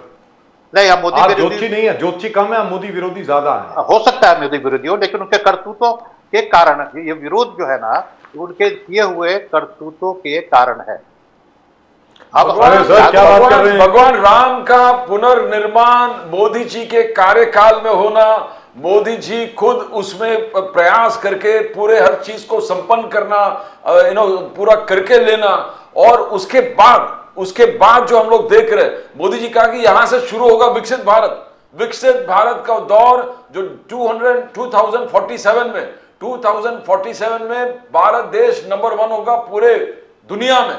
वो संकल्प लेके राम जन्मभूमि के दिन से जो प्राण प्रतिष्ठा हुआ, वहां से मोदी जी ने कहा ये आपका विकसित भारत का पूरे संकल्प यहां से शुरू होता है। तो कितना, क्या देख रहे हो आप? बिल्कुल नहीं, हम आपको एक ही तो बात बोल रहे हैं कि मोदी जी ने अपने इस 10 साल के कार्यकाल में सिर्फ जो है वो, अब हम झूठ तो नहीं बोले कि झूठ बोला है, ऐसा तो नहीं बोल सकते, लेकिन इतना जरूर है कि ये इन्होंने सिर्फ मार्केटिंग किया है और अपने को बचाने के लिए, अपने को कुर्सी पर विराजमान करने के लिए इन्होंने पूरी जनता का माखौल उड़ाया है। इस देश का इन्होंने 10 साल में माखौल उड़ाया। पहले तो लोग इनको समझ नहीं पाए कि ये कर क्या रहे हैं, और धीरे धीरे जब समझ में लोग आज आया है, तो आप 400 पार की जगह आप 267 या 60 आकर के रुक गए, तो अभी बैसाखी पे चल रहा है। तो ये इनकी कौन सी सफलता है? राहुल गांधी ने एक बार कहा था कि मोदी जी पुनौती है। हमें भी पता तो लगा कि ये क्या बोल रहे हैं, लेकिन रियली हमें लग रहा है, क्योंकि अयोध्या में वही हो रहा है, पानी भर रहा है। काशी विश्वनाथ और कृष्ण जन्मभूमि हासिल होगा, ऐसे जिस प्रकार से प्रयास चल रहा है, वैसा लग रहा है कि उसका भी स्थापना होगा, उसका भी जिस ढंग से प्राण प्रतिष्ठा और हर चीज होगा। तो क्या आपको बहुत जल्दी ये दिख रहा है कि ये दोनों चीज होने वाले हैं? योगी आदित्यनाथ भी कहा कि ये भी होगा, ये होने वाला है। तो कैसे अगर हो जाए तो बहुत अच्छी बात है और होना ही चाहिए, और क्यों नहीं होगा। लेकिन सवाल ही खड़ा होता है कि ये रहे तो होगा, ये तो जाने वाले हैं, तो फिर होगा कैसे? दोनों बात एक साथ तो हो नहीं सकती है। हाँ, 18 महीने में अगर ये कुछ कर ले, जिसमें 1 महीने करीब 2 महीने करीब चला भी गया है, तो आउटपुट देख लीजिए क्या आ रहा है। तो अभी होना चाहिए, बहुत अच्छी बात है, बहुत अच्छी सोच है, लेकिन इनके जो सितारे हैं या इनके पीछे जो इनकी मार्केटिंग है, वही इन्हें कहीं ना कहीं से प्रॉब्लम में डाल। ज्योतिष शास्त्र क्या बोल रहा है? ये ज्योतिष शास्त्र बोल रहा है कि नहीं होगा, दोनों नहीं होगा, कृष्ण जन्मभूमि और नहीं होगा, जितना हुआ नहीं हो पाएगा, क्योंकि अभी जो समय है उसमें इंसाफ होगा। शनि बैठा है कुंभ राशि में, अगर ये धार्मिक रास्ते को अपनाकर धर्म को माना जाए, हमारे सनातन को माना जाए, तो ये होना ही चाहिए। बहुत बहुत अच्छी और बड़ी बात है। लेकिन शनि तो इंसाफ पर बैठा हुआ है, शनि तो एक्यूरियस पर बैठा हुआ है, कुंभ राशि में बैठा हुआ है। अगर वो सही होगा तो होगा, और सही नहीं होगा तो नहीं होगा, इसमें कोई तो राय नहीं है जी।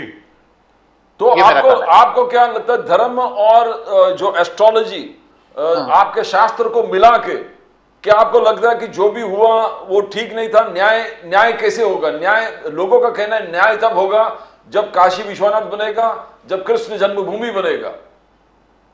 तो देखिए ऐसा है, हाँ, ठीक तो है, अगर 11 जो आपको कह रहे हैं एक्वेरियस में अगर शनि है और न्याय देगा, तो फिर न्याय किस प्रकार से होगा? बनके होगा कि रुकने से होगा? न्याय नहीं, तो बनके देखिए होगा। बनना तो चाहिए ही, लेकिन मोदी जी की जो कर्म क्रिया है, उनका जो स्टेपिंग ऑफ पॉलिटिक्स जो है, राजनीति जो है, वो वही उसी के कारण ये नहीं होगा। स्टेट में योगी आदित्यनाथ जी है, स्टेट में उत्तर प्रदेश में योगी आदित्यनाथ जी है। देखिए योगी जी खुद ही कमजोर और मजबूत हो रहे हैं, वो खुद ही जो है आगे और पीछे की स्थिति उनकी बनी हुई है। तो हमें ये कहना है कि अभी बीजेपी अपने आप के अपने की लड़ाई से वो निकल जाए, ये बहुत बड़ी बात है। तो आपके मुताबिक आपसे जानना चाह रहे हैं जी, क्या योगी आदित्यनाथ जी मुख्यमंत्री बने रहेंगे या भारतीय जनता पार्टी उनको हटा देगी? ये सवाल बहुत अहम सवाल आपने आज पूछा। वो देखिए अभी ऐसा है कि उन्होंने जो स्थिति बना रखी है यूपी में, उत्तर प्रदेश में, वो जिस तरह से वो अपनी कुर्सी को पकड़ के रखे हुए हैं, पकड़ के रखे हुए हैं, उसके हिसाब से उनको हटाना बहुत मुश्किल है। लेकिन उसके बावजूद भी बीजेपी की ऐसी स्थिति बनने जा रही है कि ये एक बिखराव की स्थिति में आ जाएगी, जब बड़े गुरु जो है, बड़े सरकार जो है, यानी कि मोदी जी, अगर उन्हीं की कुर्सी हिल जाएगी तो फिर आदित्यनाथ जी को हम क्या माने, क्योंकि उनकी कुर्सी हिलने वाली है। क्योंकि वो शांति से क्योंकि वो एक शांति से सरकार को, जिस तरह से उन्होंने सरकार को चलाई है, उस हिसाब से ये सरकार नहीं चलेगी। तो इस पर कोई लड़ाई नहीं। तो ये तो कोई एस्ट्रोलॉजी नहीं है, तो कोई भी आम आदमी बोल सकता है। लेकिन इतना जरूर है कि हमारे स्वामी जी जो है, उनकी स्थिति बहुत ही डवाडोल होने जा रही है और होगी, क्योंकि आपस की लड़ाई में ये लोग लगे हुए हैं इंटरनली। ये एस्ट्रोलॉजी बोल रही है। अगर स्वामी जी ने सही किया होगा तो ये शनि इंसाफ करा देगा, उन्हें रोक देगा, और उनका जो दुश्मन बनेगा उसे हटा देगा। तो ये लड़ाई जहां से भी हो रही है, इसमें बहुत बड़ा एक कंफ्यूजन है अभी फिलहाल, क्योंकि शनि किधर इंसाफ कराएगा। अगर उनका पुण्य ज्यादा होगा अपने स्वामी जी का तो वो रहेंगे, अगर पुण्य की जगह अगर पाप ज्यादा होगा तो जाएंगे। पाप या पुण्य की लड़ाई है अभी जी। Right, it's been a great pleasure Subhashit Raj ji. बड़े दिनों के बाद आपसे मुलाकात हुई, बड़े दिनों के बाद आपसे रूबरू होने का मौका मिला, और आपने एज यूजुअल बेबाक तरीके से आपने अपनी जो है प्रेडिक्शन दी है। जी सर, आप आते रहिए, इसी तरह बातचीत करते रहिए और इसी तरह बेबाक तरीके से अपनी भविष्यवाणी करते रहिए। धन्यवाद सो much sir, thank you very much. जय भवानी, जय भवानी, जय भवानी, जय Raghunath. After a long time, Pandit Subhajiraj ji. You eventually, I mean, you could get him. We could get him eventually. Right, we needed some color in the show. And why did I expect? I'm not surprised at the kind of predictions that he's made. He's been making these kind of predictions since 2013. And he's very blunt. Yes, right or wrong, he sticks to his stand. That's it. Well, that's just about it from both Pradeep ji and myself. Pradeep ji और मेरी तरफ से nation now पर आज इतना ही। आप channel को subscribe जरूर करें प्लीज, घंटी भी बज गई है, वो बेल आइकन को प्लीज प्रेस करें, सब्सक्राइब करें, जरूर सब्सक्राइब करें चैनल को। That is just about it. We'll of course be back with you tomorrow. तब तक के लिए जय हिंद, जय महाराष्ट्र, जय भवानी, जय शिवाजी, वंदे मातरम। वंदे मातरम। जय सिया राम, हर हर महादेव। हर हर महादेव।